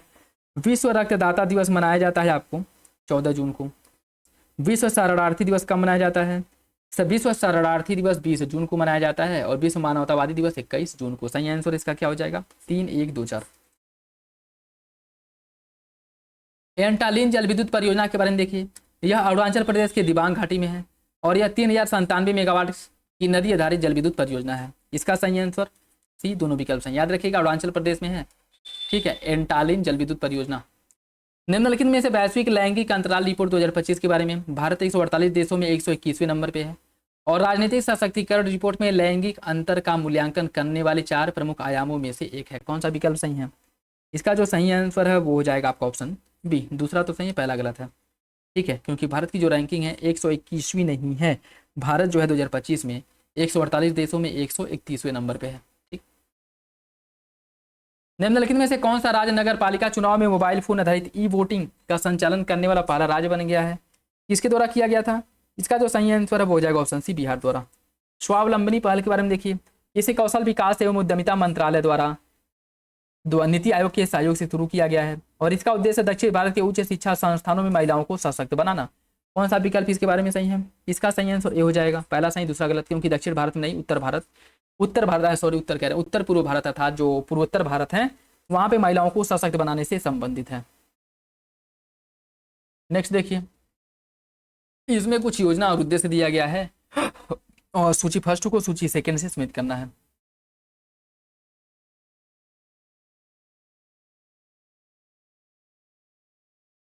स्वदेश दर्शन योजना, बात करेगा स्वदेश दर्शन योजना की तो पर्यटन मंत्रालय द्वारा इसकी शुरुआत की गई है। 100% केंद्र प्रायोजित या वित्त पोषित योजना है जिसका उद्देश्य भारत में सतत और उत्तरदायी पर्यटन को बढ़ावा देना और इसका उद्देश्य संपूर्ण भारत में बौद्ध तटीय मरुस्थलीय पारिस्थितिक विरासत पूर्वोत्तर आदि थीम आधारित जो पर्यटन सर्किट है इसको एकीकृत करना, थीम आधारित पर्यटन सर्किट का विकास करना। देखो अपना देश, इसका उद्देश्य लोगों को भारत की समृद्ध सांस्कृतिक विरासत अन्वेषण करने के लिए नागरिकों को प्रोत्साहित करना। ठीक, प्रसाद योजना की बात करें। प्रसाद योजना जो है यह तीर्थ यात्रा पुनरुद्धार और आध्यात्मिक विरासत एवं संवर्धन अभियान यथार्थ योजना है और इसका मुख्य उद्देश्य क्या है? धार्मिक पर्यटन को बढ़ावा देने के लिए तीर्थ स्थलों के विकास एवं सौंदर्यीकरण से संबंधित है प्रसाद योजना। और हृदय योजना विरासत स्थलों के संरक्षण और उनके पुनर्जीवन से संबंधित है। इसका जो सही आंसर 1, 2, 3, 4 डी है। मिशन 300 या 300 के बारे में देखिए। यह 2050 तक क्षेत्र में 300 मिलियन लोगों को विद्युत उपलब्ध कराने की एक पहल है और यह विश्व बैंक और अफ्रीकी विकास बैंक AFDB द्वारा संयुक्त रूप से इसका संचालन किया जा रहा है। कौन सा विकल्प इसका सही है? इसका सही आंसर बी, दूसरा सही है, पहला गलत है। पहला गलत क्यों है? क्योंकि ये जो लक्ष्य रखा गया है 2050 तक नहीं बल्कि 2030 तक। ठीक, UNICEF kinship and community based care programme के बारे में देखिए। यह रिश्तेदारों या समुदाय के सदस्यों द्वारा बच्चों की देखभाल को बढ़ावा देता है। इसे महाराष्ट्र के जालना जिले में स्थानीय प्रशासन और गैर सरकारी संगठन एनजीओ के सहयोग से लागू किया गया था। कौन सा विकल्प सही है? इसका सही आंसर सी हो जाएगा। दोनों विकल्प सही हैं, दोनों विकल्प सही हैं। ओडिशा की एकीकृत स्वास्थ्य बीमा योजना के बारे में देखिए। यह आयुष्मान भारत और गोप बंधु जन आरोग्य योजना को एकीकृत करता है और यह योजना प्रति परिवार 10 लाख का स्वास्थ्य बीमा कवरेज और महिलाओं के लिए अतिरिक्त 5 लाख प्रदान करता है। कौन सा विकल्प इसका सही होगा? इसका सही आंसर ए हो जाएगा। पहला सही है, दूसरा गलत है। महिलाओं को 5 लाख प्रदान नहीं करता। इस योजना के अंतर्गत प्रति परिवार 5 लाख का स्वास्थ्य बीमा कवरेज और महिलाओं के लिए अतिरिक्त 5 लाख का प्रावधान है, तो दूसरा जो है गलत है। ठीक, यह प्रति परिवार 5 लाख और महिलाओं को 5 लाख अतिरिक्त कवरेज प्रदान करता है। पहला सही, दूसरा गलत। बफर में सफर योजना, यह देखिए इसे मध्य प्रदेश वन एवं वन्यजीव विभाग द्वारा शुरू किया गया है। इसका उद्देश्य बाघ अभयारण्यों के बफर क्षेत्रों में पर्यावरण अनुकूल पर्यटन को बढ़ावा देना। कौन सा विकल्प सही है? सही आंसर हो जाएगा ऑप्शन बी। दूसरा सही है, पहला गलत है। पहला गलत क्यों है? देखिए इसकी अगर हम बात करें तो इसे उत्तर प्रदेश वन्यजीव विभाग द्वारा बफर में सफर योजना की शुरुआत की गई है। किसके द्वारा? यूपी सरकार द्वारा किया गया है, न कि एमपी। ठीक है, दूसरा सही है, पहला गलत। प्रोजेक्ट अलंकरण के बारे में देखिए। यह उत्तर प्रदेश सरकार द्वारा शुरू की गई एक शैक्षिक सुधार पहल है जिसका उद्देश्य 2441 सरकारी माध्यमिक विद्यालयों में 35 बुनियादी ढांचा और सुविधा मानकों के 100% अनुपालन प्राप्त करना है। सही आंसर क्या होगा? इसका जो सही आंसर है वो हो जाएगा ऑप्शन सी। दोनों विकल्प सही हैं, दोनों विकल्प सही हो जाएगा। भारत में कछुआ संरक्षण के बारे में देखिए। विश्व कछुआ दिवस 23 मई को विश्व स्तर पर मनाया जाता है। भारत में पाई जाने वाली कछुआ की 30 प्रजातियों में से 25 प्रजातियां उत्तर प्रदेश में पाई जाती हैं। इसका सही आंसर क्या है? इसका जो सही आंसर है डी है। पहला सही है, दूसरा गलत है। दूसरा गलत क्यों है? देखिए इसकी अगर हम बात करें, भारत में पाई जाने वाली 30 कछुआ प्रजातियों में से 15 प्रजातियां उत्तर प्रदेश में पाई जाती हैं। ठीक है, उत्तर प्रदेश में पाई जाती हैं। और सारनाथ कछुआ प्रजनन एवं पुनर्वास केंद्र, जिसे 2017 में पुनर्निर्मित और पुनर्विकसित किया गया था, 2017 से 25 के बीच यहाँ पर 3000 से अधिक कछुओं को छोड़ा गया है। ठीक है, यहाँ पे इनकेस जहाँ पे इनका संरक्षण किया जाएगा। बाल श्रम उन्मूलन अभियान के बारे में देखिए।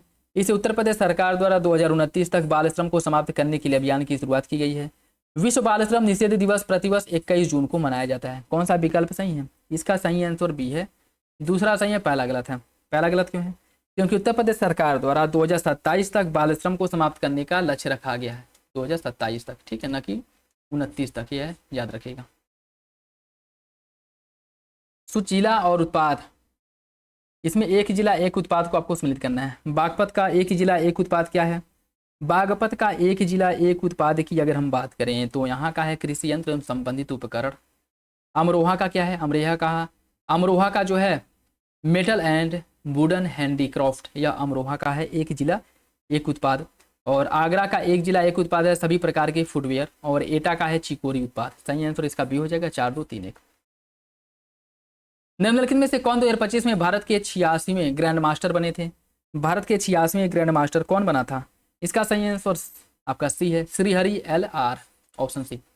भारत की पहली जंगल सफारी विस्टाडोम ट्रेन जो है निम्नलिखित में से किस वन्यजीव गंतव्य को जोड़ेगी? किसको जोड़ेगी यह बताना है। इसका जो सही आंसर है वो आपका यह जोड़ेगी दुधवा टाइगर रिजर्व और कतरनिया घाट वन्यजीव अभ्यारण्य को। ऑप्शन सी हो जाएगा। भारत के सबसे बड़े टाइटेनियम और सुपरलॉक सामग्री संयंत्र का उद्घाटन किस शहर में किया गया है?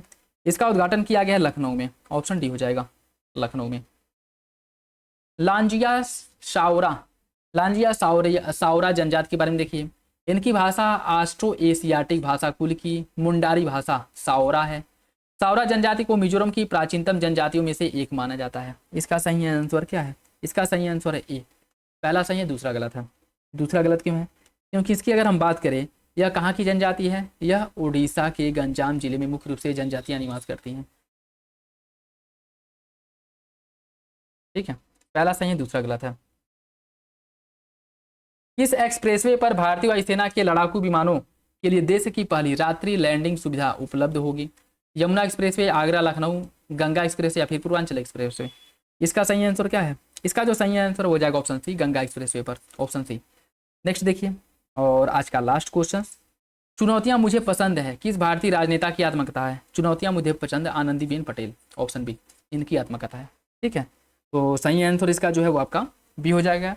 और ये था आज का लास्ट क्वेश्चन। आई होप यह वीडियो आप लोगों को पसंद आया होगा, और चैनल पे नए हैं तो सब्सक्राइब कर ले और बेल आइकन को प्रेस कर ले, जिससे वीडियो के महत्वपूर्ण नोटिफिकेशन आप लोगों को मिलते रहें। बाकी वीडियो अगर अच्छा लगे तो लाइक जरूर कर दिया करें, और अपने दोस्तों साथियों के साथ वीडियो जरूर शेयर करते। बाकी जिन लोगों को प्रैक्टिस सेट ज्वाइन करना है, पेड ग्रुप ज्वाइन करना है, कमेंट बॉक्स में कमेंट करके पूछ सकते हैं, नहीं तो फिर डिस्क्रिप्शन बॉक्स में लिंक है, उसके बारे में आकर के जानकारी ले सकते हैं, जो कि आपके एग्जाम के पॉइंट ऑफ व्यू से बहुत ही इंपॉर्टेंट है, जहाँ प्रैक्टिस सेट के साथ प्रॉपर डिटेल एक्सप्लेनेशन के साथ जो है वीडियो प्रोवाइड कराए गए हैं, जिससे कि आपकी तैयारी और अच्छे से होती रहे। तो चलिए मिलते हैं अगले वीडियो में, तब तक के लिए धन्यवाद, जय हिंद।